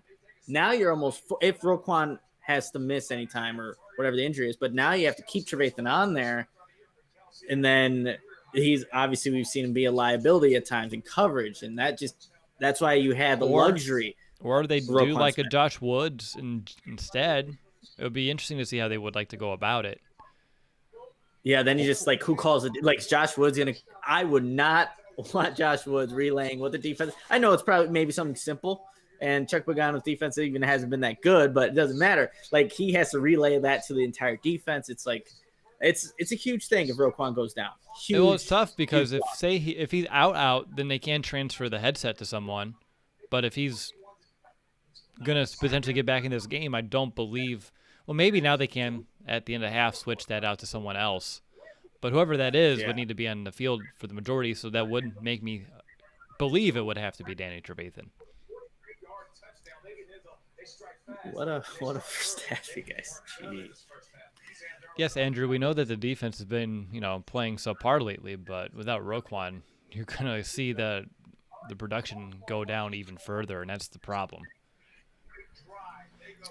Yeah, Roquan was the one that was making a lot of the tackles, especially coming across the field to, limit it to 5-6 yard gains. And so a lot of those can blow up now to much larger chunks. Mike Glennon, though, 14 of 18 for 106. My God. No pass rush. No pass rush whatsoever. And the Ravens sacked Gardner Minshew. What was it? 5 times? Yeah, 5 last times. week. And 5 times, and weren't running a lot of stunts, weren't doing anything creative in terms of generating that pass rush. They were just winning their one-on-one battles. And I don't even know if the tackle for Jacksonville has ever come back in.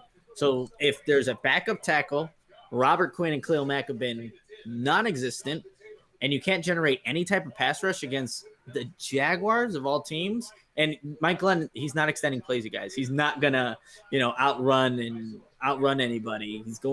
He's a pocket passer. And that's fine because the Bears have not done anything to collapse the pocket, create pressure, and that's why he has the stats that Will just said. And that's really disappointing to see, knowing that they're in the driver's seat and they're about to go off road in a half here if things don't go well. One of the storylines I hated the most was when you talked to a lot of the Bears defensive coaches, they would talk about how, well, Khalil Mack only has so many true, pure pass rush attempts, right? Because, you take out the rushing attempts, you take out the times he's double or triple teamed, and they gave out some numbers like there's only 8 times a game where he really has a chance to go one-on-one and get to the quarterback. While that all might be true, like at the end of the day, you're also, being paid a lot to make special plays, right? If you are being double, triple teamed, even if the run plays away from you to go down the line and make those tackles. And that's the same thing. Like all these players, you're expected to elevate yourself and to do more with less. Yeah.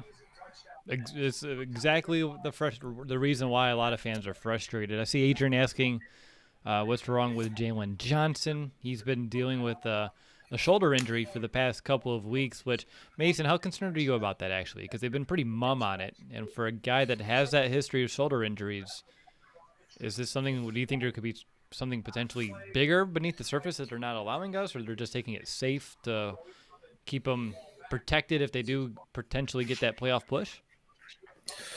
The fact that he's been out now for 2 weeks is a bit concerning. If it was something a little bit more low key, that wasn't going to, impact him long term, he would have probably been back in this week. You'd start to think like, okay, is there something that happened, another like dislocation? Is there a lot more instability in that shoulder, or potentially maybe something a little deeper, like a chip in the bone that was supposed to be blocking the humerus from coming out of the socket?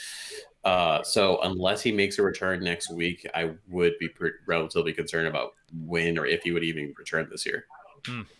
So this would be a big week to determine, or to at least maybe draw some conclusions on what could potentially be there. Again, they're very mum, so it is hard to kind of get some of the details, but with a guy that's had as many shoulder issues as Johnson has, it's easy to get concerned. That's the thing. He hasn't even been really like partially involved in the practices. He just has been DNPs for a lot of them. So, I mean, he's not even attempting to be out there at this point. Nope. Haven't So seen my Santos Bears is. fit either. Go ahead. No, that's. See, you're keeping eyes out, Nick. I'm trying. But So I think yeah, Santos is 24 now, is a tie for the season record from Robbie Gold. 26, I believe, is the record that Gold has. I believe. I'm seeing it from Bears PR. 24 in a row now for Santos, dating to week 3. Yeah, that ties Bears franchise record for consecutive makes in a single season. Gold, 2006. So I wonder if that Gold just has consecutive into the next season. It went from one to the next, maybe, and that's why they're saying. I think that's what it is. In a single season, they're really trying to put that stat into context. Okay. Can you get off my screen now? Thank you. Jaguars defense has given up 71 points in the past 2 weeks. Okay, and the Bears have 13. Good. No, they only allowed less than 27, twice, I think, is what I said on the preview. Mm-hmm. So it's like, yikes. We're not on pace for that either.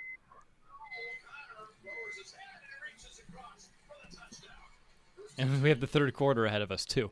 So got to put that into perspective as well.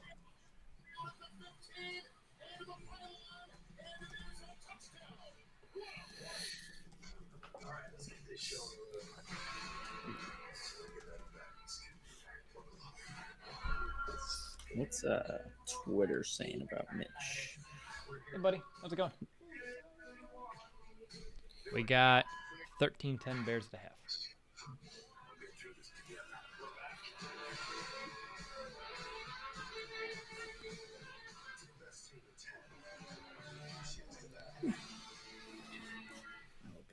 That's the hope, right? We'll see, buddy. It's been interesting. Tell them I would pick. I would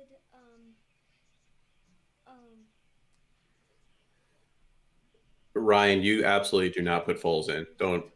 No one's thinking that. No one should ever think that Foles stays exactly where he is, unless Mitch blows out his knee. No. Okay, buddy. Oh, good call there, Mason. Yeah, I was talking to the kid here. He was trying to get his halftime update as well. But yeah, no, let's not go to that space already. You can't. We're sticking with Mitch for the rest of the year. We can't go back again. It wasn't any better. It just would throw everything out of whack. Even though I understand it doesn't look good today. But, And even past this year, and this is a whole different conversation for another day, but it's popping up, so might as well talk about it a little bit. If you don't go with Mitch next year, what are you doing? Because right now the Bears are probably going to have the 16th pick, which maybe you get like a Mac Jones. Is that someone you're going to be able to win with in the small defensive window you have? Free agency is not looking great. Dak Prescott's probably going to the Cowboys. Maybe you can get a Fitzmagic, which could be fun for a little while, but that's about it. As much as it would be fun. It's tough just because a lot of the other options are not something that you're super pumped about winning long term. So the conversation becomes, are you rebuilding and stripping down that defense and trying to get a different kind of quarterback for the future? Or are you going to try to roll it back, try to win in the next year or two? And if you do, Mitch is kind of the guy. We'll see how it's interesting because like that's what you kind of lean toward, but then you have games like today where it's like they're not even allowing Mitch to be Mitch, or at least the best version of himself, and they're really tailoring to his weaknesses, which is honestly confusing as hell as I kind of reflect on that first half. That's the thing. I mean, you look at like the Ravens, right? They redid their entire offense to go from Joe Flacco to Lamar Jackson. And you look at a game like today, and it's like, where did all the rollouts go? Where's the heavier run? Where's feeding Cole Kmet a little bit more? And to me, the question just becomes like, why is your game plan so different? Yeah, it's so confusing because Nick, we've been talking about it. They've been able to kind of keep status quo for the last 3 weeks. Just do what you need to do what works, and make the defense stop it. And today they're not even giving Jacksonville a test of what they can do. They're stopping themselves. Yeah, absolutely. The kickoff's about to happen for the second half, but to quickly weigh in on what they might do if this coaching staff, everyone's back. Pace, everybody. You'll have Nick Foles. I think he'll be back, a friendly deal. So you have him, but if like a Mac Jones is there at the 16th pick, you groom him for a bit and see what happens. Like if, Nick Foles, like the bridge, or, obviously there's a lot of talk about Trubisky coming back for one season maybe. It depends. If they can get to the playoffs, I think you'll see a lot of familiar faces back for 2021. All right, second half is officially. Yeah, well, let's get back to this game. I can't think that far ahead because we have to take care of business against a one-win team here, and apparently that's not an easy task in 2020 for the Chicago Bears. I think the thing we have to remember though is these players are playing for some of their careers and their lives, right? I mean, like this is a tryout for next year for probably a different team because they might clean house, and so they're going to try to win. I mean, these are the teams that play the hardest. Yeah, and we have an RPO to Robinson to start off for a first down right in the middle of the field, and Robinson lost a shoe. Yes. And Brady wants that shoe, I can tell. Apparently. All right, that's good. When's the last time we saw the RPO action at all this game? That has to be the first time I can remember.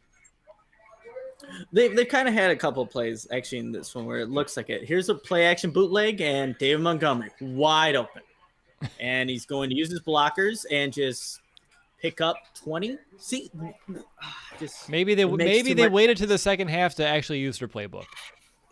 See, that's I the guess. 2 plays in a row that we're saying this is exactly what it's looked like the last couple of weeks, and they just wait to the second half. Maybe they're like, if we put all that cool stuff into third quarter, maybe we can beat the third quarter. If we just jam it all in there.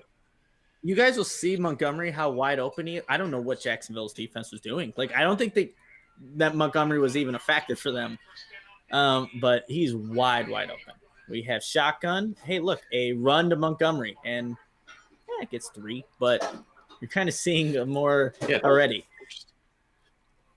Miles Nice. Jack veered away from Montgomery to go at Mitch on that, and therefore, he was wide open. It was an interesting play design. Yeah, they did feel that blitz coming. Hopefully, that's what the smart coordinator would do, right? You see the blitz, and that's the play, that's the counter. All right, 2nd 7 from the 38. Give it to Montgomery. Let him make a man miss. Didn't make him completely miss, but he gains about 3. What we got? 3rd and 4.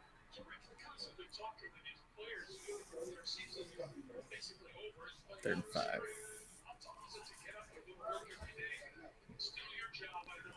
All right. Oh, well, it was quick. I looked down at my notes, and they're already about to. Why is Ryan Nall in the He's in the game in play? 3rd and 5. He sure is, and he's running a play. We have a fade that's not even really close to Anthony Miller. Like, it just makes no sense. And Ryan Nall went out for a pass. I don't think it was intended for him. 4th and 5, or Nagy's got a play sheet. Someone take that play sheet away from that man. I think the offense is staying out here for a 4th and 5 against the Jaguars. The first throw to Anthony Miller is a fade. Like, I don't know. Oh, yeah, here's that fade. 4th and 5. The ball placement wasn't terrible on that either. 4th and 5, we go to Allen Robinson, who's been open on this slant like the entire day. Just run until you get a touchdown, until there's no more field to kind of go further back in. Like, it's open all day. You want to have a spoiler? Oh, not spoiler. I guess it's a retroactive spoiler. But the play before, the one with the fade, Robinson was on the far left side of the field, and he ran that slant and was open too. So maybe they just went up there and did it again. It's there all freaking day. Get him back out on the field. No. There's no breaks for you, Allen Robinson or David Montgomery. I mean, that's what we saw. If you watched the Cardinals game yesterday, it was just pass to DeAndre Hopkins over and over until he got kind of hurt. Like, just feed him.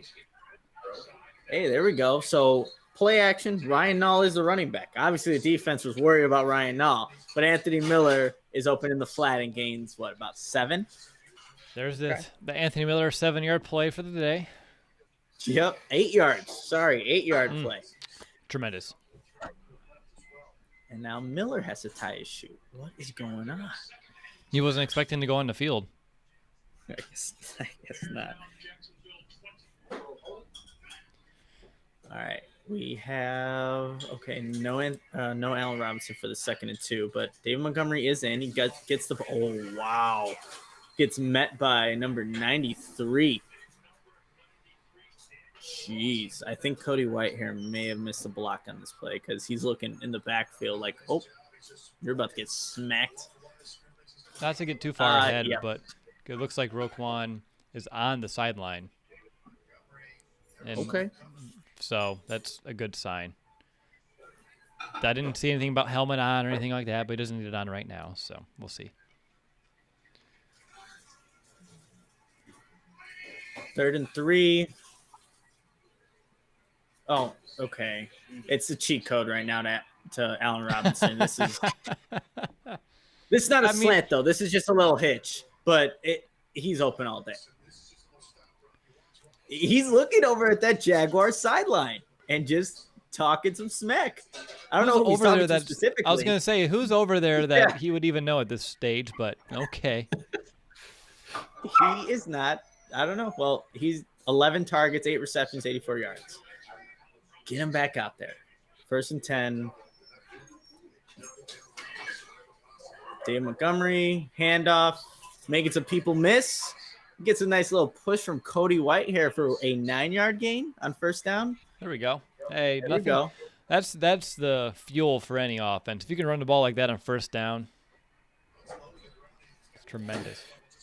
That's the thing, though, right? With this drive, it's a little up tempo. You're boom, boom, boom. You're gaining plays, getting best win. David Montgomery is going to be more effective. If you got to get ahead of. Meanwhile, Kansas City, Atlanta tied at 7 in the third quarter. That's nuts. I just popped up on the bottom of the screen. That don't make sense. Okay, play action, rollout. Trubisky, run it. Run it for a touchdown. There you go. It's All right. a play that's worked all for the last couple of weeks, but Trubisky said, I'll just take it. Easy. Wow. They scored a touchdown in the third quarter, guys. That's an accomplishment in itself. Yep. Okay. That goes like they just exactly said- what we're talking about, right? And then Mitch pulling and going, right? That's exactly what we said. They the broadcast, they were saying like that's the perks of having a quarterback like Trubisky to run. I don't know. You see Mike Glennon get a nice head of steam. I think he could have. No, I'm just kidding. But that was better. That was a lot better. And just schematically, what's going on? 3. Come on, get the playoff. All right, Cairo Santos, ex point guard. All right, 20 to 10.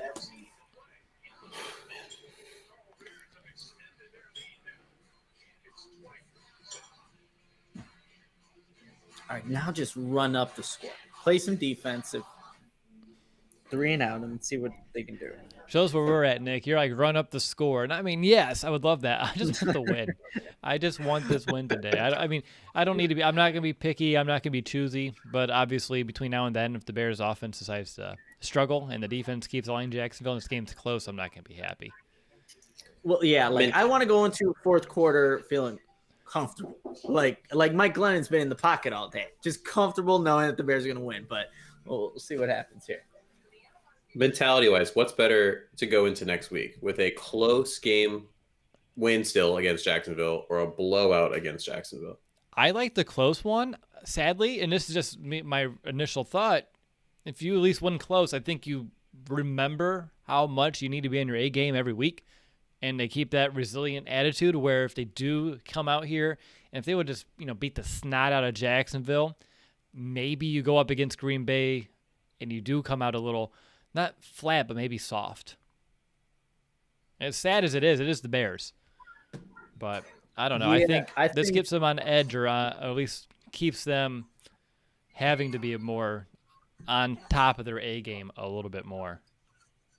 I would say, like, let's say you do get the blowout victory. You know what you can do potentially with a bad team. But obviously you can take it both ways. But all the Bears have to do is look back in the mirror and see the whooping that they absolutely took in prime time against the Packers. Like, there's no way, even though you beat down and blow out a Jacksonville team, that you can feel like, yeah, we should be able to take care of business against Green Bay. Remember what happened, not too long ago. But I think both ways you can take it. What are you thinking, Mason? I think I'm going to have to go a little bit with Will on this one. I want it to be like a 10-point victory. Maybe you drove down, scored a touchdown just to put it away. But understanding, all right, we, again, got to be in our A game the whole game, right? And doing stuff like this, like feed the people we need to feed and stop being cute and doing ridiculous things that we did the first, not the first, but in the middle of the season. Yeah, it's. I mean, I get really all perspectives. I just feel like if it's a close game, they'll look at themselves with a little bit more of a critical eye, where if it was a blowout victory, maybe they get a little too overconfident. And I don't think confident should ever be a word whenever we go up against Green Bay. Just looking at how the history has gone. Actually did a little bit of that math earlier today, just in case this works out. Bears are they've won 3 of the last 20 games against Green Bay. There's nothing else to say, what? right? I missed the play. Sorry. Who's Pierce made a play for the Bears? I don't even know. Paul Pierce that is is. now in the Bears. All right, cool. The running back, right? Yeah. Yeah, Artavis. Oh, Artavius? yes, sorry. Okay, The this guy is who probably should be getting carries instead of no. Yes. There's Oh, I can name okay, a lot of players on this team that should be able. There's We a have Spencer personal Ware. foul by Crawford. Good. Number 47. I missed it. That's a good Well, the one. other just on the hit. That's crazy. Oh, so they did like a little reverse in his kickoff.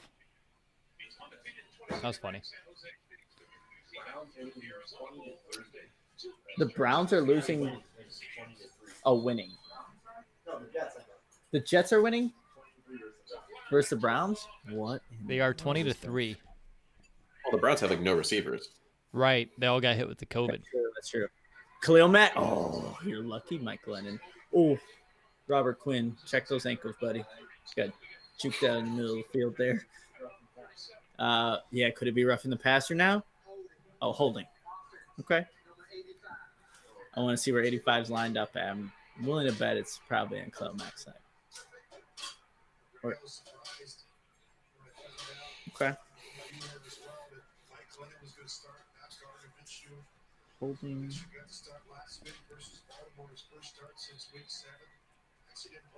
They just need to, for Robert Quinn, limit the amount of space he has between him and the ball carrier. Not have him drop back in coverage, get further from whoever has the ball, because bad things happen. Like he gets juked out in space. Just let him go, get the quarterback, take on the block like he did there. There you go, Vildor. And who was that? Danny Trevathan. Okay. Defense is playing. And Roquan Smith, obviously, out there, but they are playing with a little energy right now. You know, I forgot to ask that because I was like waiting on my screen. I forgot you already would know. He's out there. It's they missed a potentially bad injury there, which is good.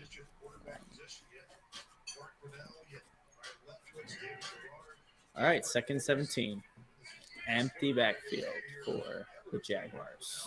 Someone win their one-on-one matchup. It's just Mike Lennon. Ooh, Robert. Oh!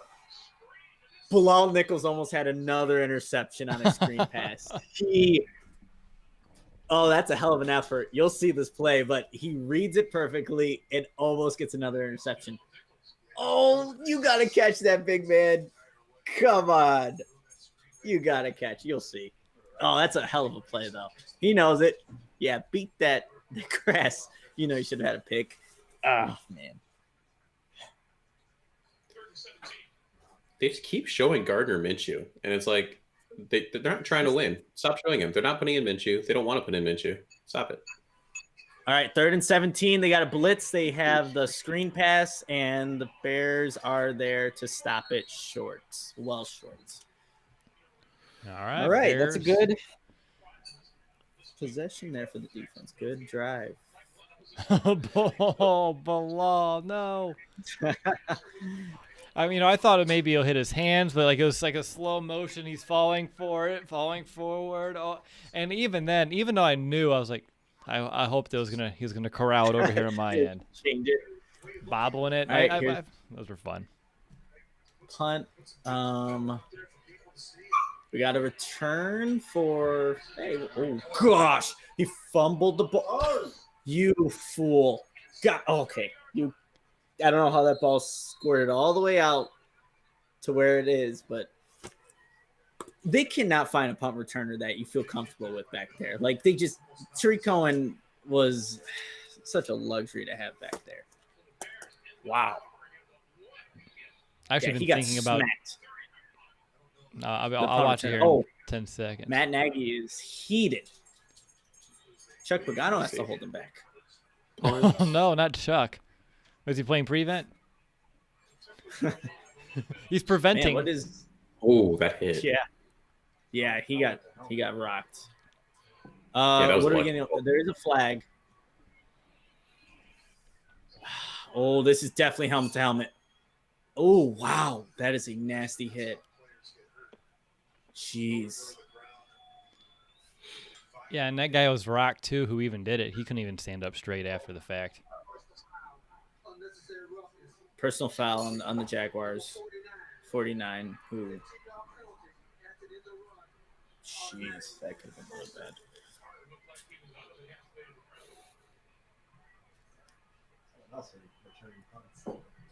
Yeah, someone else needs to be returning punts because I clearly, mean, if you're not going to give Miller any touches on offense, very he doesn't true. do the dang thing.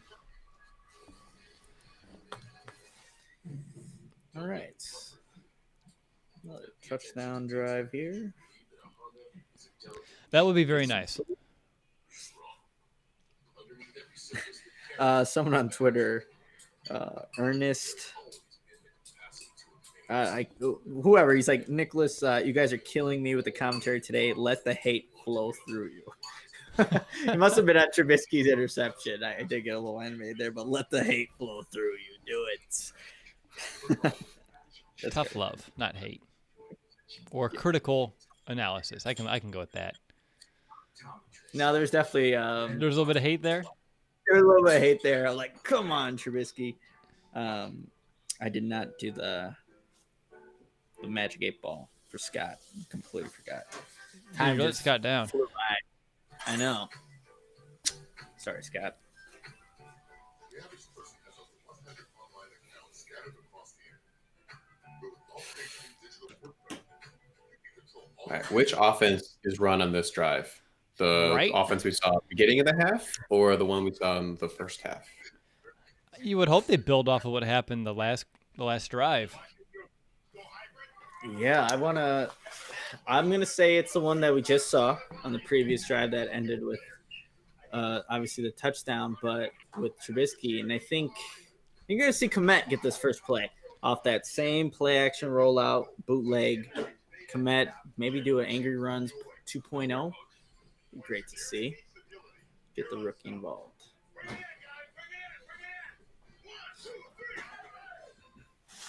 When you're ready for Chipotle, the Chipotle app is ready for you. Get all your favorites, fast, fresh, and with unlimited customization. So it's made exactly how you like it. With the Chipotle app, real food is ready. Order now. Damn, what did we get at Iowa? It's not Chipotle. It was Pancheros. Yeah, I'm not a Chipotle guy. They showed a commercial for it. Not me. Players got to be careful putting out a roughing the passer. At the end of this, they're generating tremendous pressure. And off. The rugged truck and SUV lineup from Honda. All right. Back to Jacksonville, where the Zoom and Bears play here. 20-10 lead on the Jaguars. 7:18 to play here in I'm gonna start labeling my notes here. I'm just writing fourth down, You're third just down. Like, is this offense or defense? You know. What's this even All right. mean? Yeah, I don't have a lot, but I'm good. Most likely, when we're doing the post game show, will I be scrolling through these? Probably not. But I'm writing them down. It helps you remember. Yeah. Bacon. Okay, Nick, that's a little too much to ask for 2 touchdowns in the third. You know, Bacon, you have a very good point. But Why not? it's the Jaguars. Play action. Nice shot. Oh, intercepted. Should have been picked off. Who's he targeting on that? Yeah, he's doing the push-ups. You know, he dropped that ball. That's a pick 6, honestly, with the momentum he's going with. Who's he targeting? He's targeting Cole Kmet. Yeah, but no, that's wow. You are so lucky, Mitch Trubisky. But yeah, you'll see. It's never there, but he is It's coming. Cole Kmet. Jeez. Getting there. Eventually. Jaguars and their penalties too have been helpful. Oh yeah, he just didn't David see Mon- that safety at all. Oh, you guys will see this run by David Montgomery on second down. That's some good stuff. He should have been tackled well short, but somehow makes it a first down. Great run.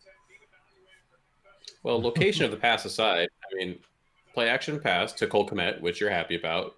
Run to Dave Montgomery. So far, they're still sticking to the game plan. His forehead hits the ground first. That's huge by David Montgomery right there. First down. You just had 2 receivers on top of one another though on that play again, which we haven't seen that in a while. It was Javon Wims is like right in the same spot as Komet was. They've had like even this win streak. I know I was planning on doing like a video on that where some of the receivers are just in the same spots, and it's something that we've seen for sure. Sneaky, almost blocked by Mitch on that Montgomery run too. Just kind of laid a pick out there, just getting in the way. Didn't hit the guy, but got in the way. He was in the vicinity.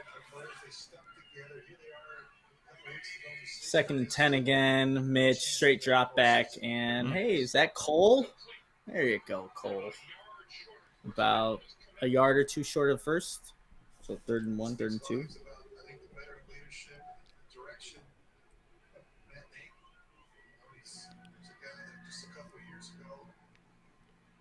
So Cole Kmet didn't have a target the first half, and then what, 3 the second half so far? I think he ended the first half with 2 because of that that prevent defense. He had that 1 catch at least.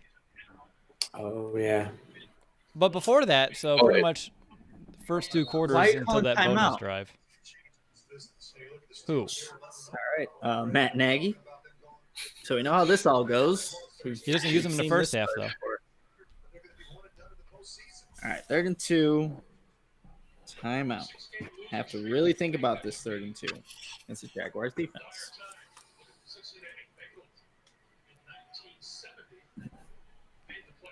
I like that play though by Kmet. You know, catches that little hitch, uses that muscle to still gain an additional 2 yards with that guy literally on his back the whole time. That's what he does, and that's okay. Matt Nagy talking to Mitch like, hey, don't overthink it. He's like, you too, coach.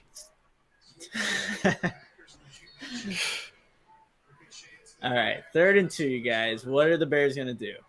Where's Cordell Patterson at? What, right? The short yardage situation. Ryan Nall.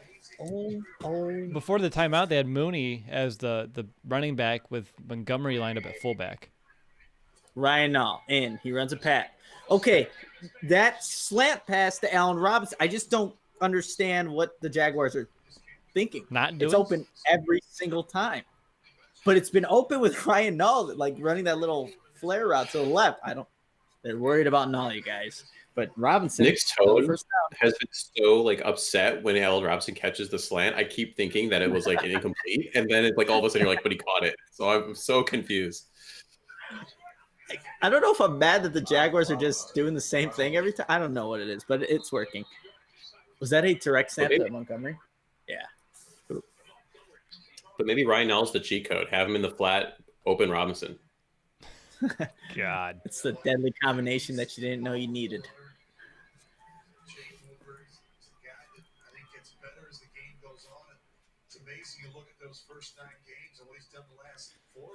I mean, you're not wrong, Mason, because they're still playing that man coverage, and it does technically create a little bit of a pick. And they wasn't even Nall doing the pick. It's the safety who had Nall in coverage getting in the way of the corner on that route. So you're making the Jaguars pick themselves. David Montgomery, outside zone, pick up the first and just finding yardage and getting a first down. Easy. You know, they really do like that direct snap as soon as they get near the red zone with Montgomery. I feel like we've seen it at least once a week minimum for the last month, right around the same area of the field, too.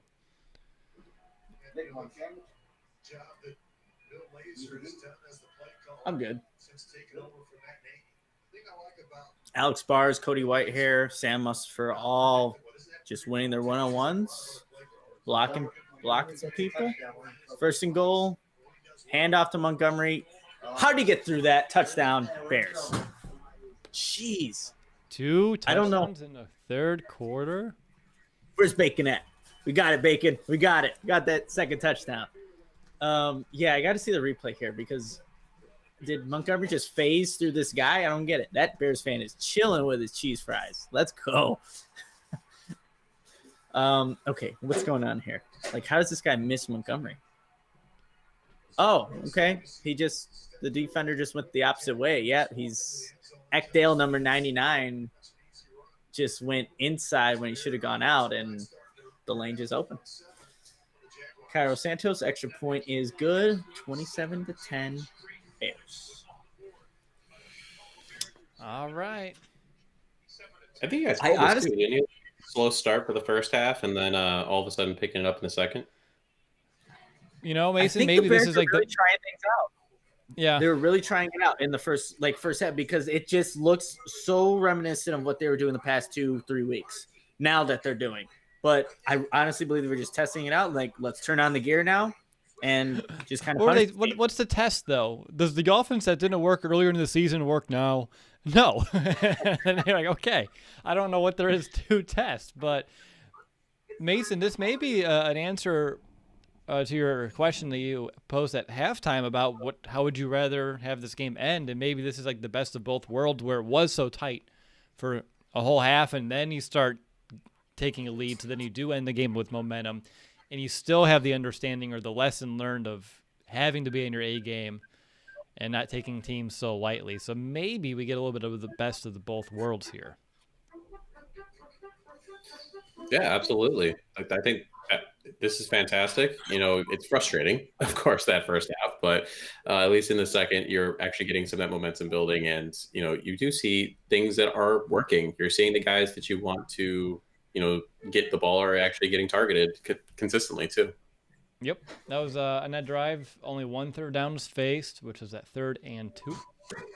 And I believe on the touchdown drive prior, they had a couple of those. It doesn't matter, but I just like with an offense that's so bad on 3rd down, I do like to see when they score, if they do avoid them or not. On top of that, too, let's see.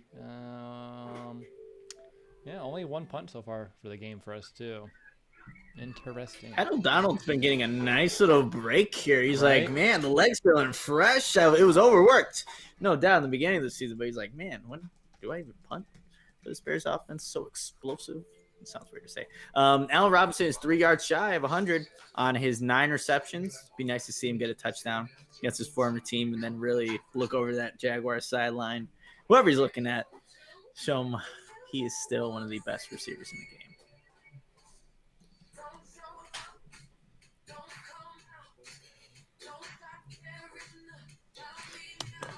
There you go, Nick. You stemmed a tweet out of me, so I appreciate that. Yeah, What'd I do? inspired one. You inspired a tweet. Oh, nice. Inspiring tweets. Montgomery, 16 carries.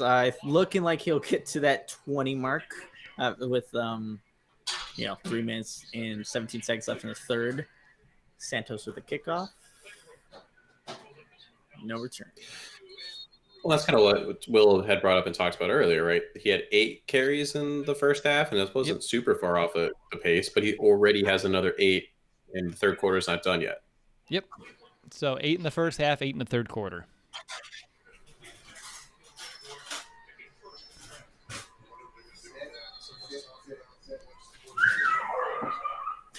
Did you hear the dog, Will?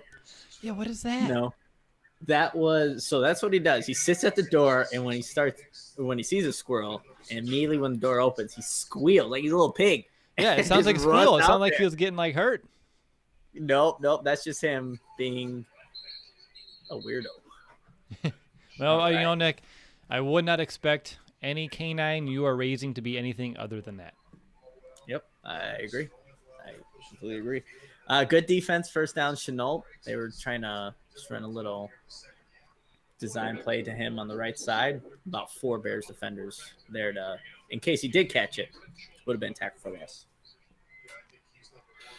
Talking about momentum, I need the Bears defense to do something that's not that to shift that momentum. Just like again going into next week things, right? Either a takeaway, a couple sacks, something to really show that. Oh, we got a pick. There's a takeaway. There it Roquan is. Smith with his second INT of the game. Speak it Was into this existence. I think it was tipped, but there you go, Mike Glennon, my guy. There you go. Yeah, he looks healthy to me, guys. Let's see what happens here. Mike Glennon tries to throw a slant, but Danny Trevathan with the tip to give it to a perfect spot for Roquan. That's really good play by Danny Trevathan. The running back's like, wait, I didn't catch the ball? Yeah, because it was tipped by Danny Trevathan and ended up in Roquan Smith's hands. Holy shit, we may score more points in the third quarter. Yeah. All right, here we go. Shotgun, Montgomery to Trubisky's right. Start off with a run. David Montgomery for a 4-yard gain, 3-yard gain. I think Roquan Smith saw that he was snubbed from the Pro Bowl. He's like, okay, I'll show you how good of a linebacker I am. You have, Already whoever tweeted it, made man. in. You're late. Oh, there you go. You're Was late that- to the I'm party. sorry. I tweeted, Well, it's I don't know. definitely Roquan looks like a Pro Bowl linebacker to me. Shrug emoji. Perfect. Getting Mitchell Trubisky to take care of the football. Trevathan Tip, Roquan pick. When there's work to be done, your most powerful tool is the Home Depot app. Bring styles to life with Well, this is what I was expecting to see at the beginning of the game, but I'll take it now. I will take it now. Get a second opinion. Just a second. And you can't drop what you're doing. We'll drop it off for you. Download the Home Depot app today. Start bringing Wait a minute. What happened? Why are we in a timeout? Home Depot. I'm doing There's an injured Jag? Because like, Injury timeout. okay. I was like, wait a minute. I hear commercials on your side and you stopped talking about plays. So I was like, what the hell Yep. just happened? I was like, I know the third quarter's not over yet. Right. Let's see. We got someone from Uruguay. It's awesome. Roquan, do you see Yeah. the bandage on his head? It's like, I wonder if that's what maybe got happen on that play, too. He got hit in the face when he got spun around. Yeah. Oh, Bacon, you're good. You're not looking dumb. We all know how the struggles have been for the Bears in the third quarter, but can we see 3 touchdowns in the third quarter? I don't know if I'm being too greedy, but they are right there. They're in striking distance. Well, if the Bears get 3 more points, they'll have scored 30 points in 6 games in a row for the first time since I think what was it, the 60s, something like that. Yeah, I believe What? I think that's, yeah, something like that. Well, I remember seeing the stats somewhere. Would that be 30 points as a... No, because we scored only a few weeks ago with Green Bay. This is only time number 4 in a row. Because we had 30, 36, Yes. 33. This towel's already been used, and it still smells fresh. Pour a towel What was that down stat? and stop. You said it 6 4? times in a row, so it's only going to be 4. We're at 3 right now. That's what I thought. 4 in a row. I was like, 6 would go back before the bye week, which we all know that wasn't happening. You can count it as 30 points, though, just because we didn't have to watch the Bears not score 30 that week. True. It's a victory. Oh, that avocado's not sitting well. I'm slightly allergic to avocados, so it depends on the day. I didn't know that one. Or maybe me. Avocados, bananas. Oh, You know the crab one, so shellfish. But yeah, no, I had a turkey avocado BLT for lunch, and I always know that avocado is a finicky choice. But it's so healthy for you. But I guess if you're All right. allergic to it, maybe not. We're back to business now, second finally? and 7. Yep, under center. Play action to Montgomery. Get rid of that ball. Trubisky touchdown to Jimmy Graham. we Beautiful go. ball. Beautiful ball. And he had to step up in the pocket a little bit. The edge rusher on the left side came there, and then Trubisky steps up just enough. Laser pass.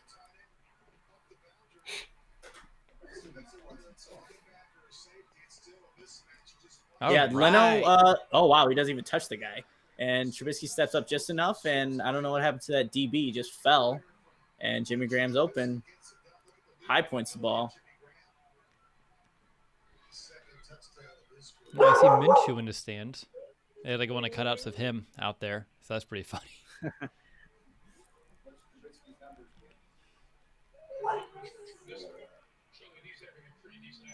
My brother, my dad's in his fantasy championship, and there's been some questionable moves they made. Not starting Mitch. I think start Kyler Murray. Who else did you sit down that was big? Anyone that's good, basically. Trubisky.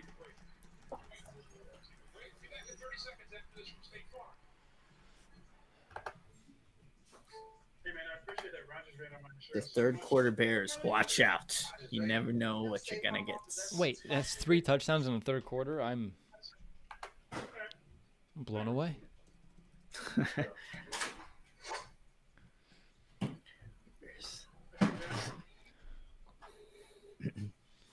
Mason, does that touchdown count as a play after a timeout in your mind? Since we had the TV break, the injury timeout?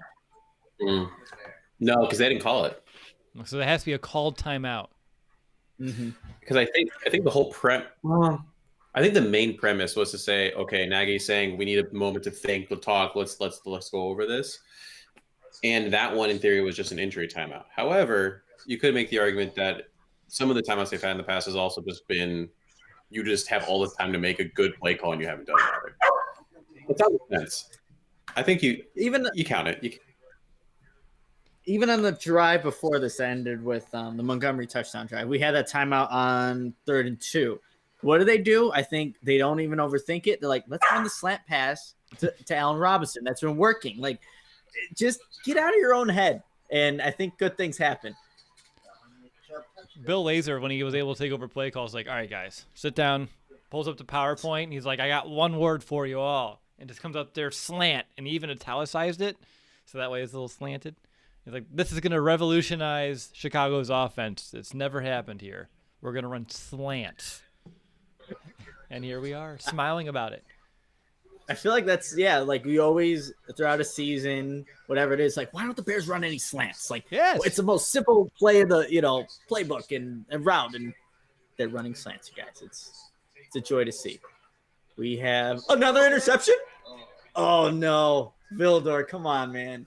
The camera was in a terrible position. You don't even see that side, but it almost looks like that's a pick. Hopefully they show a replay here, but Glennon is seeing ghosts. He's pulling a Sam Darnold and seeing ghosts right now. Ghosts. Like I said, I was hoping, I was hoping he'd remember that most of his career earnings came in Chicago for that one season. So if anything, he should just be happy. Like, no reason to hold a grudge. We paid you a lot of money that you probably never even gotten elsewhere. Hey, don't forget, that was his year. It was. We have a lot of confidence in Mike. So, funny.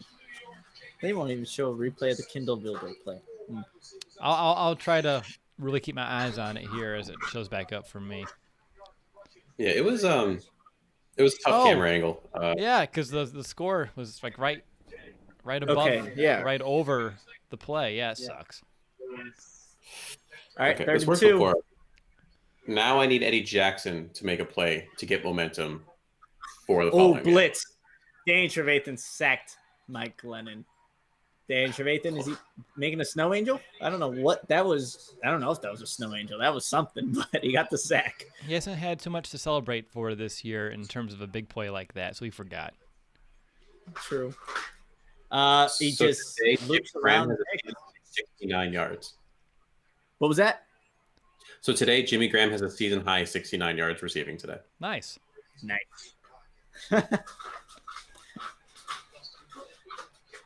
Again, you could have started Trubisky. DeAndre Carter. Okay. All right. He's got a. Oh, man. Why is he just getting smacked? Throw the flag. Late hit. There it is. They're going to flag the Jaguars for a late hit. Are you ever going to get your dad to say Trubisky? Oh, no. Why? Dad, say throws, Trubisky. He throws the N in there. He throws the N in there, yeah. I've noticed that. I hear him in the background. I'm like, Pops, what you doing? That's how I used to pronounce it. Like the first year, I had a bunch of comments like, "Tell Nick he doesn't know how to pronounce Trubisky," and I got a little self-conscious. Like, Trubisky. I had a day where I was just pronouncing it, and I eventually got it. But Trubisky, there's no N. Say it again. Okay, there's no N there. Yeah. Now he's gonna be saying it over. You'll hear him in the shower. If they would have played Trubisky the whole season, we'd get 2 more wins. I don't know if you heard that, but my dad said they played Trubisky the whole season. 2 more wins, maybe. I'm still on the boat, though, that some of those losses, as much as they suck, I do believe Mitch learned some things on the bench, unfortunately. It's hard. You'll never know one way or the other, but I guess as a coach, that's what I would hope to see, or at least how I would hope to look at it. All right. Sitting here with 55 seconds left in the third quarter. Bears 34-10 lead, and they're going to have the ball. It says enforced at Chicago 37. It's already on commercial on my side, so plus 15. Dare I say we begin at the Jaguars 48? Absolutely crazy. Right? It feels like a lifetime ago. 55 seconds in the. I just said this. Come on, Nick. You stepped away, but you still have me in your ear.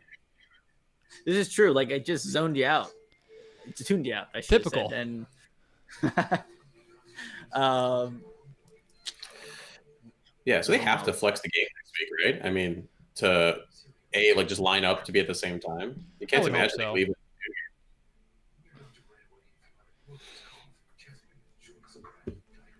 Hey, we're only 12 yards away from 1K for David Montgomery on the ground. nice. I remember what we had our like predictions for the season in terms of for David Montgomery, but I know I had him for 1,000 yards rushing. Now is that 1,000 yards rushing or 1,000 yards total?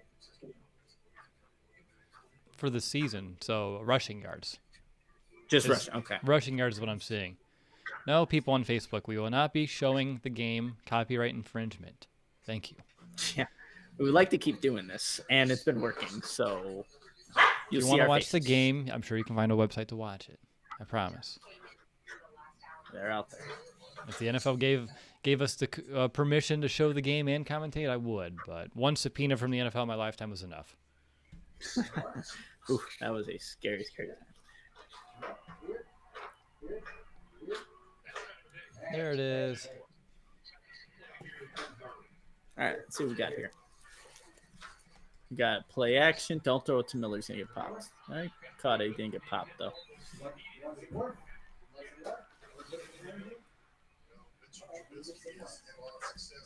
Let's get Allen Robinson's 100 yards.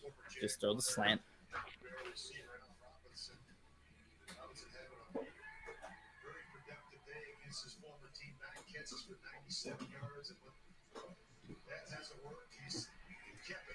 That's a good question from Brandon. I don't think I would sit anybody, even if you get another lead, though. But I understand the protection reason behind it. I just don't see the Bears doing that. Ooh, okay. Good block by Javon Wims on the screen there. Darnell Mooney making people. He got a first down out of that. There you go. Brady was sharing the mind the whole time. Apparently, that's a nice effort from a small guy in Darnell Mooney. You'll see this play just dragging people. Yeah, to answer that question by Brandon as well. I mean, it's the NFL. You never know what's going to happen. I mean, the Bears scored 3 touchdowns in a quarter. That doesn't mean the Jaguars can't do that too. So you don't all of a sudden sit them, and then now all of a sudden you go down. You know, they scored 2 in a row. What do you do then? Yeah. You played to win the game. You do. I do remember 2018, similar circumstances with like Eddie Jackson, which is, again, I can see why fans would have that thought. It's just you can't play scared that way. Yeah, that was to clinch the NFC North too when Eddie Jackson got hurt. It's on the interception from Aaron Rodgers, but I have a feeling though if the Bears do end this drive with a touchdown, say they do, and maybe the 10-minute mark in the fourth or somewhere around there, I think they rest some of the starters, honestly. You never know. They have a must-win, or technically it's not a must-win against Green Bay, but you win, you're in. And you don't have to rely on anybody else to lose the Cardinals. So you just want to have all your guys available and not waste it. He's mentioning Brandon that again. We've been getting some good stuff from you today, Brandon. Appreciate it. He's like, well, what about just like Montgomery then? If you do have to protect someone or give someone a break. Ryan all time. Right? Put it over to Yeah, Ryan. yeah. Sure, rest Monty, right? I mean, let Pierce and Nall do their thing. That one's a little bit more low risk sort of deals, and you're not getting the whole team out and letting them take the foot off the gas. So that one makes a little bit more sense. Good stuff there, Brandon. I'd see Trevathan probably get a rest also. Just given where the game's kind of going, I could definitely see that. It's a guy that's been injured a bunch. Akeem Hicks, you can probably see that as well, maybe. Never know.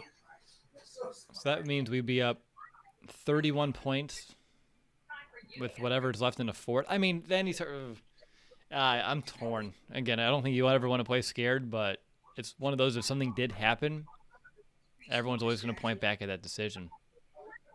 I don't know if it's playing scared. Like, you did enough already. Like, hey, you gave yourself the lead. Take a break. Take a break on these poor Jaguars. So for you, it's more of a reward. It's a reward. You beat the crap out of a team. You can rest a little bit. So, but But you it's could the see it both ways. Jaguars. I know, but you did what you needed to do. All right, game's back on. I just muted myself. I don't know why. Under center play action.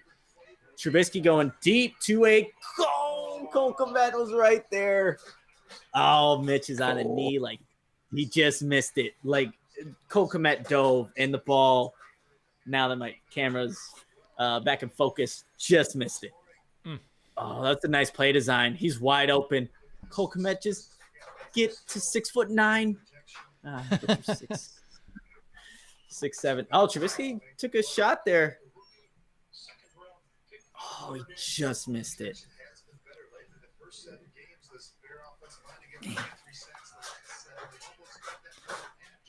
Ooh, I'll actually get to watch the play now. That's a long commercial break. Right, Oh, Montgomery. yeah, barely missed. Hold on. He was 6'9". I'll let you know if he misses it or not.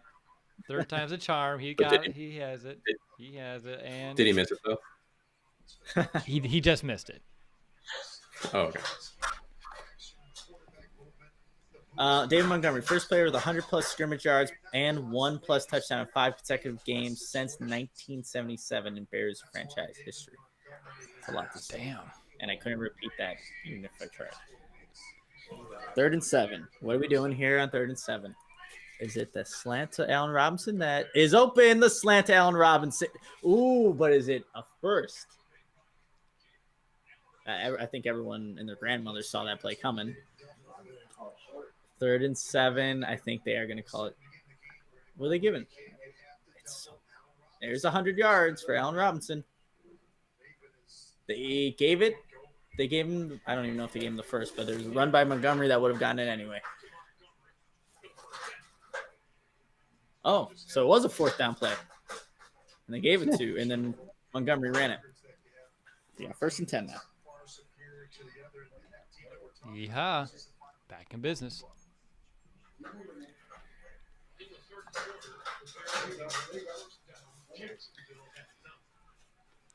Let's see. 1st and 10. What are the Bears running for?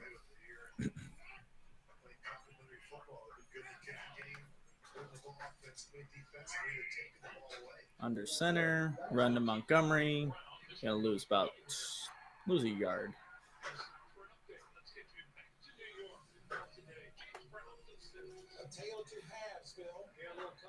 So there's a scenario that if the Saints were to lose the next week and the Bears obviously won next week, that they play the Packers again in the playoffs.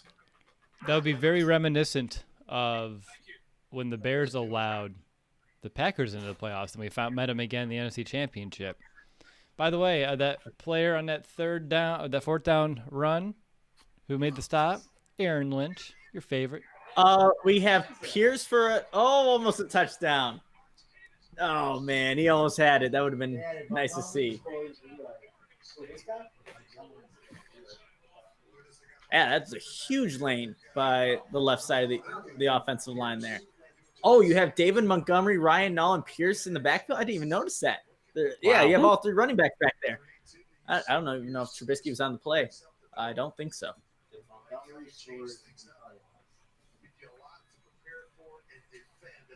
Oh, Ryan Nall was like, oh, Pierce almost scored. That's his buddy. Oh, we have Pearson again as the lone back. And he's going to get the ball and walk into the end zone for a touchdown. Artavis Pierce. That left side is creating huge lanes for whatever running back or whoever's running the ball. But a huge hole here for Pierce, and the high step to break through the tackle too. That was nice. Nice strong run there, and like you said, he's going to finish it up.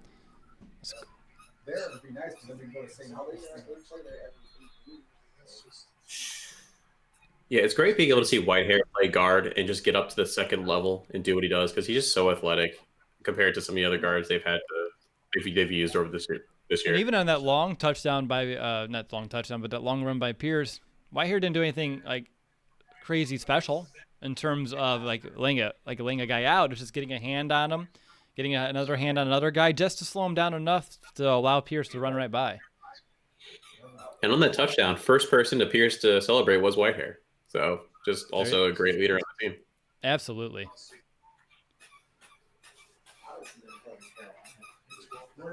Are they reviewing this, Nick? Did they actually make the extra point? For some reason, ESPN stuck at 40. Defense, 12 men on the field. Carlos Santos did make it, but penalty decline. There was multiple offsides for the defense. Too many men on the field. All right. Yeah. Okay. Extra point was good. So to fix my stat from previously, the Bears have now scored 40 points in 4 straight games for the first time since 1965. Hey, there you go.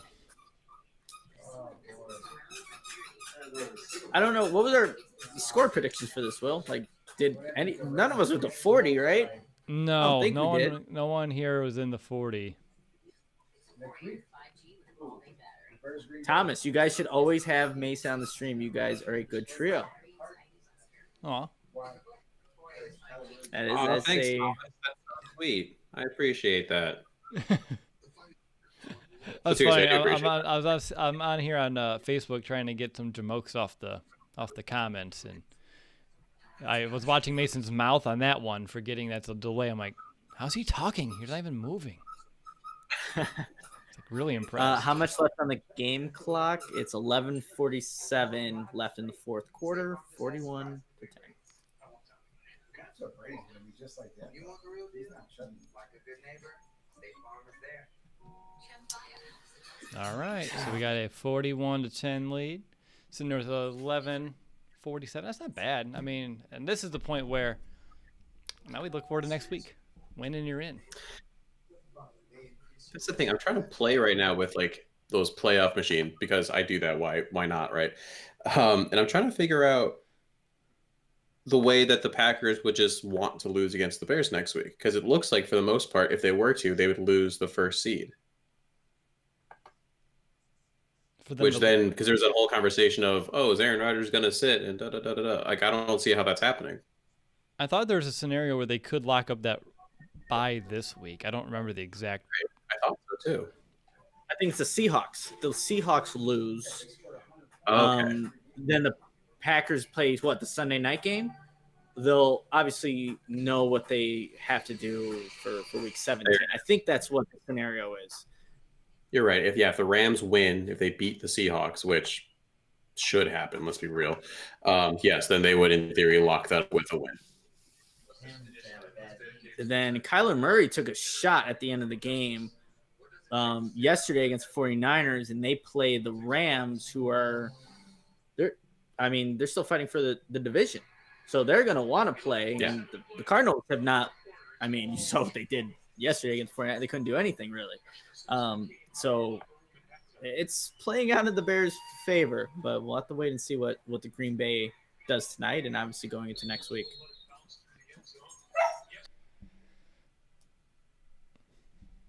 What a weird game, though. Like, the first half feels like it wasn't anything to do with this whole game whatsoever. They're showing the George Kittle press conference. Are they going to keep the hot mic at the end? They did not keep the hot mic, unfortunately. He is awesome. All right, let's see. Looking at the linebacker, Roquan and Dan Trevathan are still in. All the stars are in on this defensive drive. You almost have to wait until like halfway through the quarter at least. I mean, it's just still too much weird stuff could go on at this point. You guys saw the game last night with Fitzmagic. Oh my goodness, that was nuts. That was crazy. We've been getting AJ into some Naruto lately. Naruto, okay. Yeah. I'm a Sasuke guy.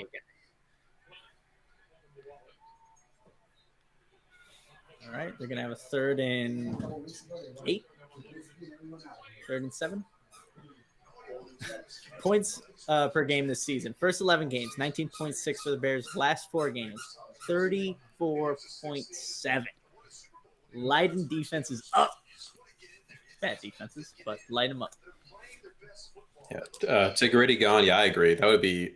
It's hard to come off of 2 weeks of having some of your main guys not playing. It would be weird if they actually sat everyone. But one can be hopeful. I'm hoping for the Jordan Love game. That's just me. Got the first down. Yeah, they Little got the zone 3rd and coverage there. 7. Vildor again in coverage, or is he the only one on the tackle? Yeah, it wasn't really his fault there. They found the soft spot in the zone between Roquan and Bildor. Okay.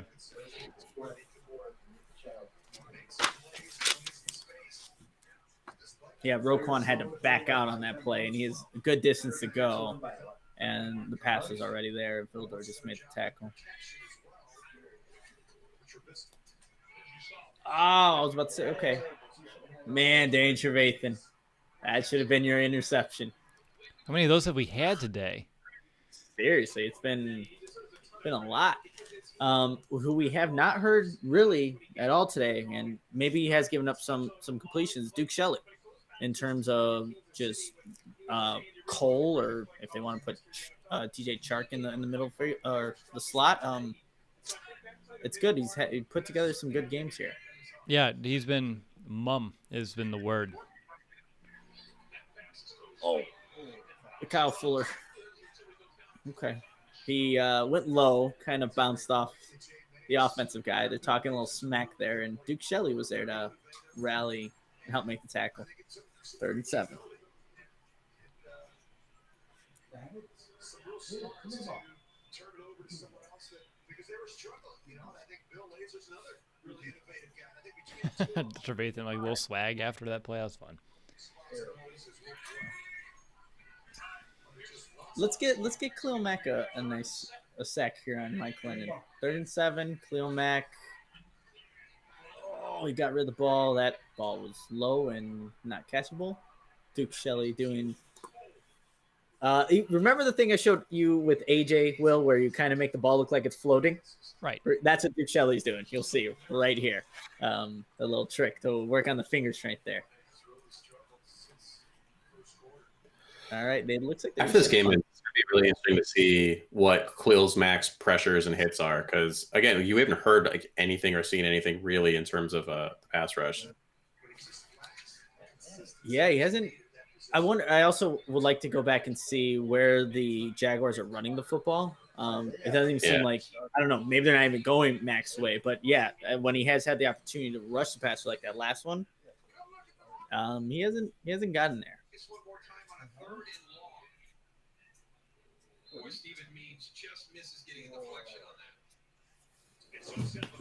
Wow, the Falcons 14, Chiefs 10 in the 4th quarter with 4 minutes left. What is going on here? The Falcons are an interesting story the second half. Like once they got rid of some of their, the front office and their head coach, they've actually been winning some games. Yeah, way more competitive than they were. What was it? The first 2 or 3 weeks they're giving up 40 plus a game or something. And obviously with the Bears 4th quarter, but yeah, they turned it around, showed them some fight. And without Julio Jones for most of these games, I know my fantasy team knows that because I have to swap him every single game. All right, so the Bears will get the ball here with 8:57 left in the game, up 41-10, and they'll be having the ball at their own 17, which is fine. Let's have a field to kill some clock. Run some 8-minute offense. Can the Bears run an 8-minute offense? I feel like we've been still looking for that. Can they put a game on ice? Or just score again? I don't care. So I know everyone in chat cares. My Chicago Audible fantasy team, I'm currently projected to win 141-103. So just keeping you all updated on that for the championship. And you get an awesome shirt. Yes. I know. It's the best. I have mine still from last year. And that's without, by the way, Michael Thomas, Kenny Galladay, Raheem Mostert, and Joe Mixon. They're all on my bench not playing. Wow. You have a stacked team over there. There's a couple things I do well. It's physical therapy and fantasy football. What a duo. Forgot to mention, looks like Allen Robinson, how many receptions does he have today? He's got 10. 10, which would put him at 100 receptions. So not only did he break the 1,000 receiving yards mark, but also 100 receptions against his former team. So it's awesome. Yeah, are they sending out Mitch in the offense? It's Nick Foles, you guys. Number 9 All right. is in the game. Montgomery's QB in though, which I don't Nick Foles, understand. 3 touchdowns. Like, is there a reason to have David Montgomery? Oh, I don't think there's a reason to have him in there.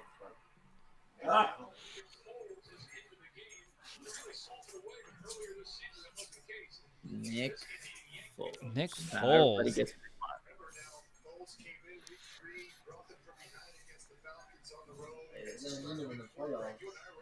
Bacon. I'm sorry about that. No, you're not.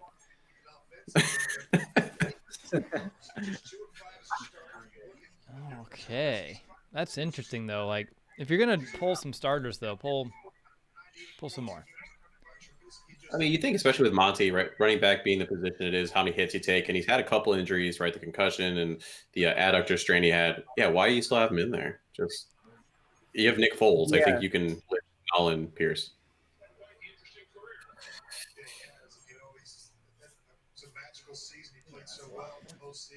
Does this mean that the Bears believe Mitch is the most important person on that offense? If he's the only one sitting right now? Hey, if you look at their record, comparatively over those last 8 or so games, you'd say that's the case. Yeah, everyone else is literally out there. Yeah, Allen Robinson is not on this 3rd and 5 play, so you can't run the slant. You can. Oh, no. It's a run to David Montgomery, and he's not going to get it, but just take him out of the game. All right, the punting unit. Pat O'Donnell get some work here. He's like, fine, I guess I can go out there. Where's my helmet? Oh no, I left it in the locker room. Okay, this punt return is going to drop it. Can't even see. That sun is glaring.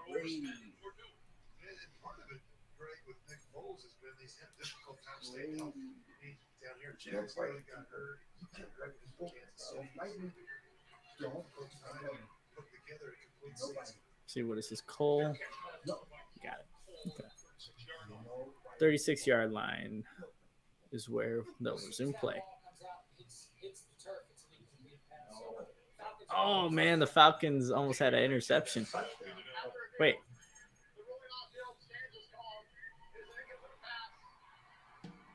No, that would have been an interception. There. Right before the 2-minute warning. I feel like someone gave Raheem Morris bad information.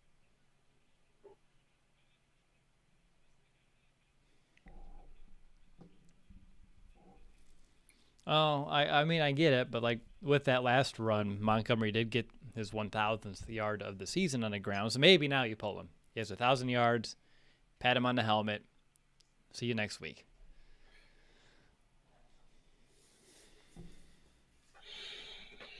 Well, at least it's geared up for a fun week of analysis and debate, right? What's it going to look like next week?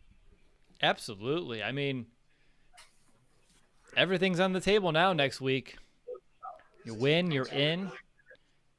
You lose, you got not a 50-50 shot, but whatever the chances are of the Cardinals winning.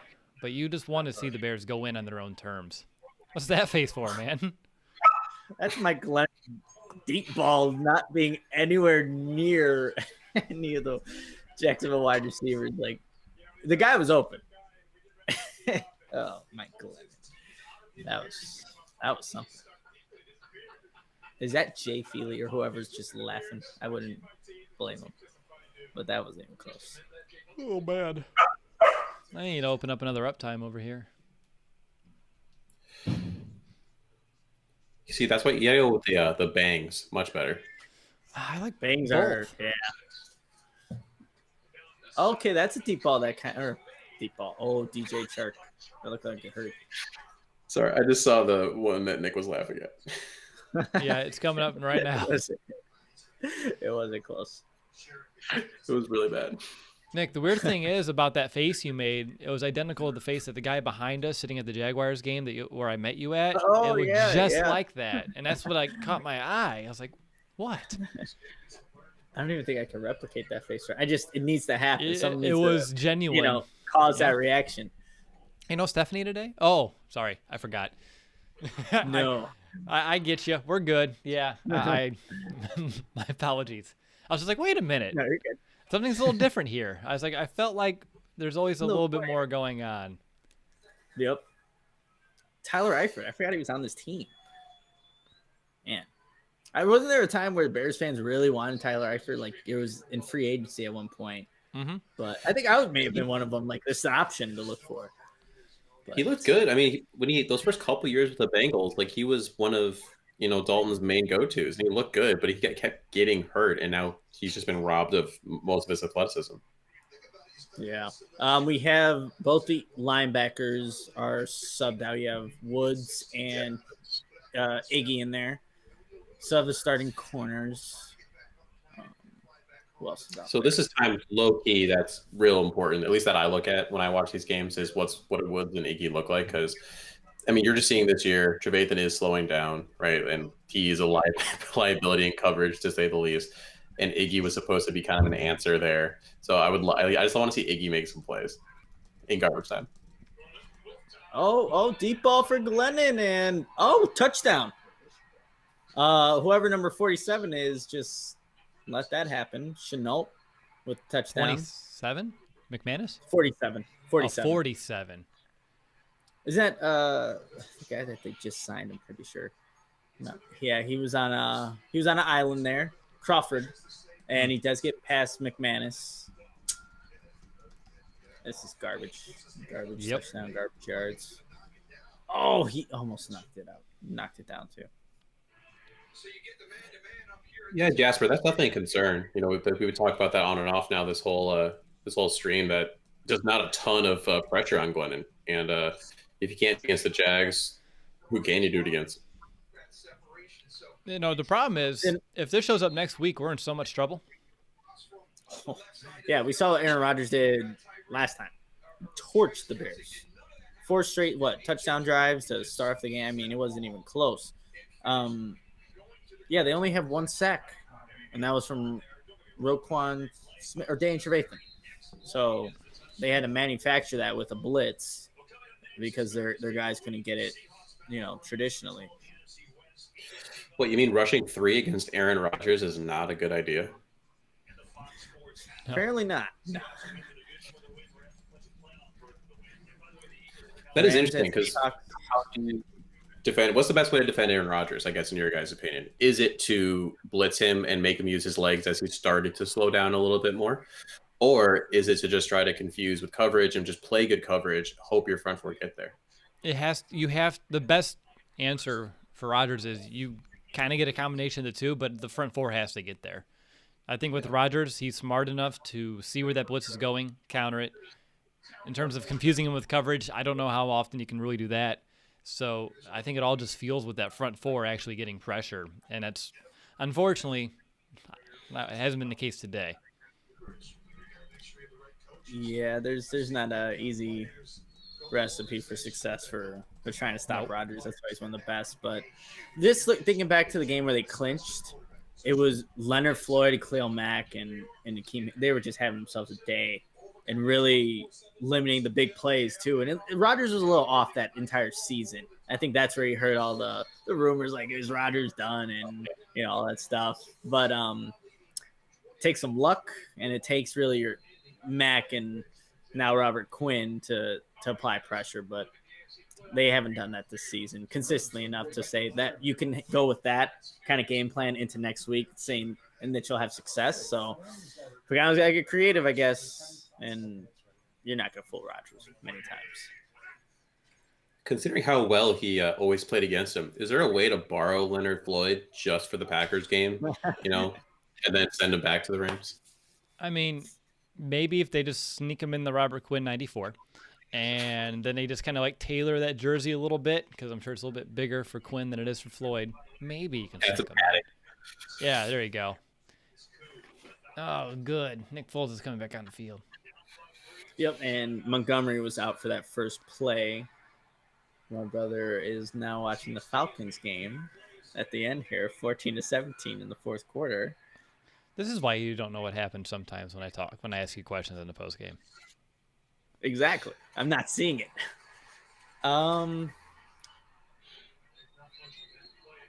Looks like Pierce again. Nope, Ryan. No. All right. So there's a 3rd and 10.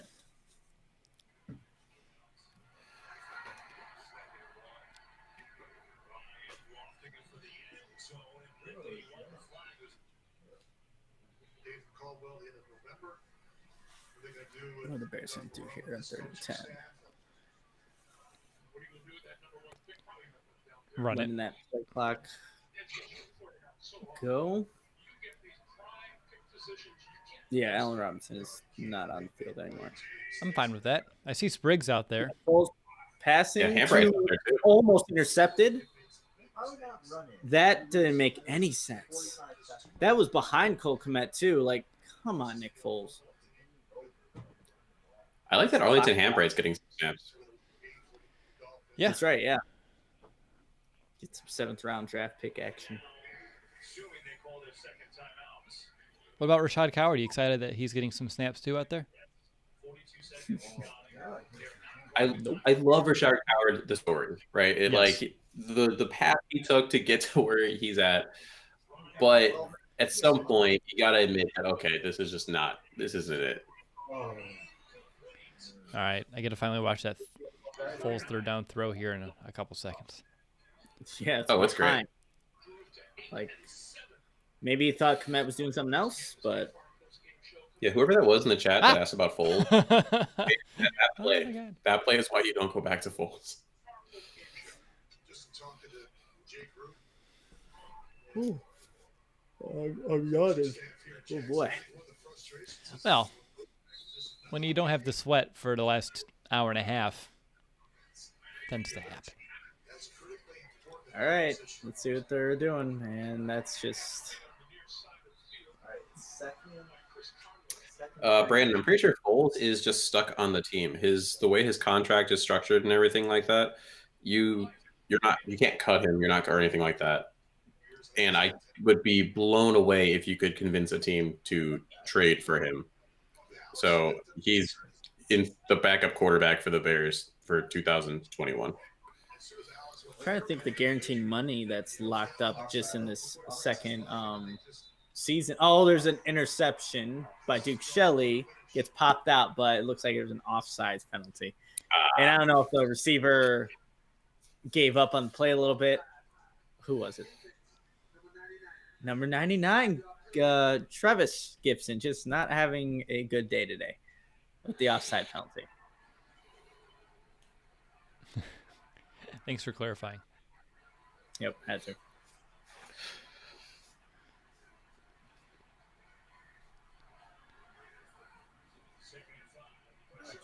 Oh, and He threw it. started watching the Falcons and It's okay. I was like, Chiefs. Now Gibson is injured. Travis. Hmm. Jeez, just not a good day for the rookie. Going to timeout there. Ooh, that's a patch by Matt Ryan. Lucky. is it catch by Matt Ryan? A pass. I thought you said a catch. He threw it off of the lineman's helmet, but he's getting sacked or he's getting hit. And what, they're in field goal range, 17-14 game. Oh boy. Oh, you still go.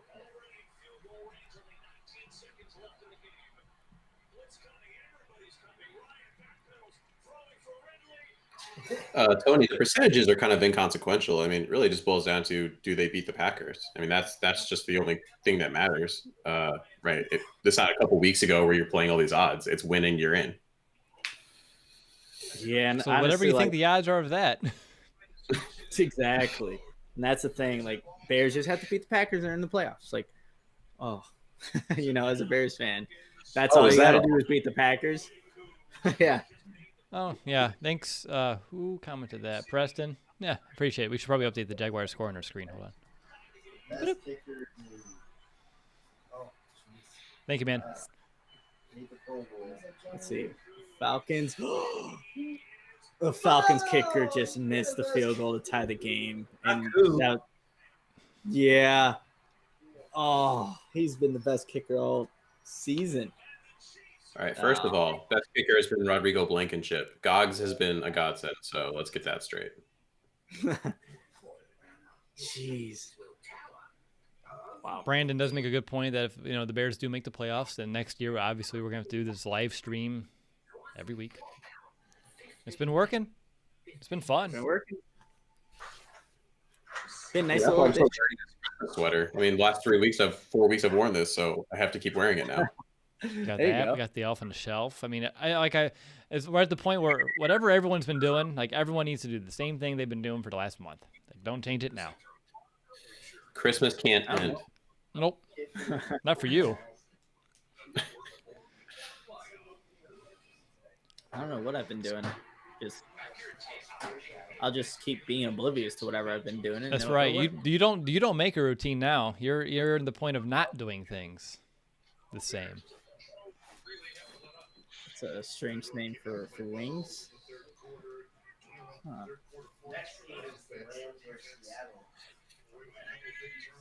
Yeah, I'm sure a lot of our fans will be watching that game. Rams, Seattle. Mike Glennon's moving about 20 yards backwards, and John Jenkins chased him down. Man, that was a long way to go for the big man. Sounds like it. Glennon's like smiling, like, "Oh crap, this big man almost got me." Intentional grounding. So it counts. Yep. So yeah, Bears fans, I guess if you're watching games, right, the rest of the day, you want the Rams to beat the Seahawks, and obviously then you want Green Bay to beat the Titans, and that changes the landscape a little bit for next week. Right, that gives Green Bay the first round bye, so technically a win next week doesn't do anything for them, besides, of course, if they want to be the spoilers to our playoff hopes, which I'm sure they do. You see that about the Music City Bowl? Missouri's out. Iowa doesn't have anyone to play now. What? Oh, Brandon, you need would to take get- you on. Jeez, 6 a.m.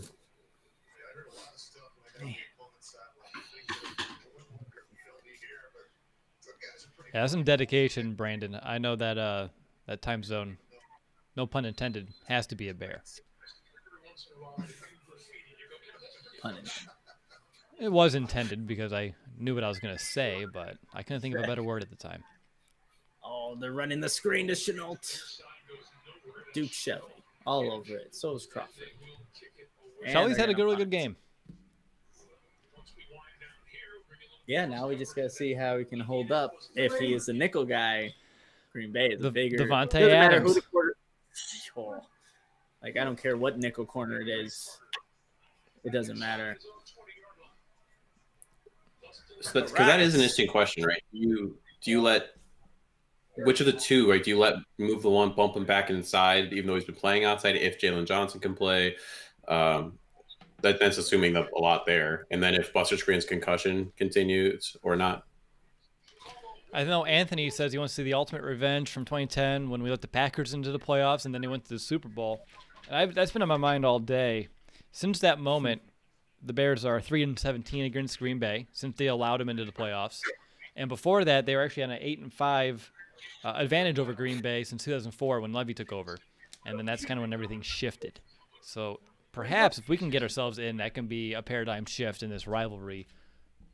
Hopefully. That's a lot to ask for, but I'm just looking at history, and if it would repeat itself, that's a good way to look at it. All right, 1-0 down from Nick Foles. Just take one more. Victory formation. Game over. Bears took care of Awesome. business today, you guys. Great. Excellent to see. I'm just watching the punt, but I'm glad you get to see the kneel downs. David, I could not disagree with you more. At the end of the day, get me in the playoffs however I need to get in the playoffs. I do not need to play Green Bay with their starters. I don't need to play the best team ever. Get me in the playoffs. Get me into the dance. I don't have to go with the prom queen. I just want to go there and have a good time. Dude, I just want some punch. Yeah, right? All All right, right, that's it. That's the final. Chicago Bears win 41-17. Thanks for everyone who's watching this live stream of us talking about this game as it unfolds, not doing color commentary or anything like that or play-by-play. Not with Nick being 2 minutes ahead of us, but hopefully you found this as a lot of fun. Like always, you're right, Travis. The Audible live stream is now officially 3-0. Nick's going to go head upstairs to get resituated, and we will hop on to do our post-game show to talk about this game a little bit more. Mason, thanks for hopping on here, man. It was a lot of fun.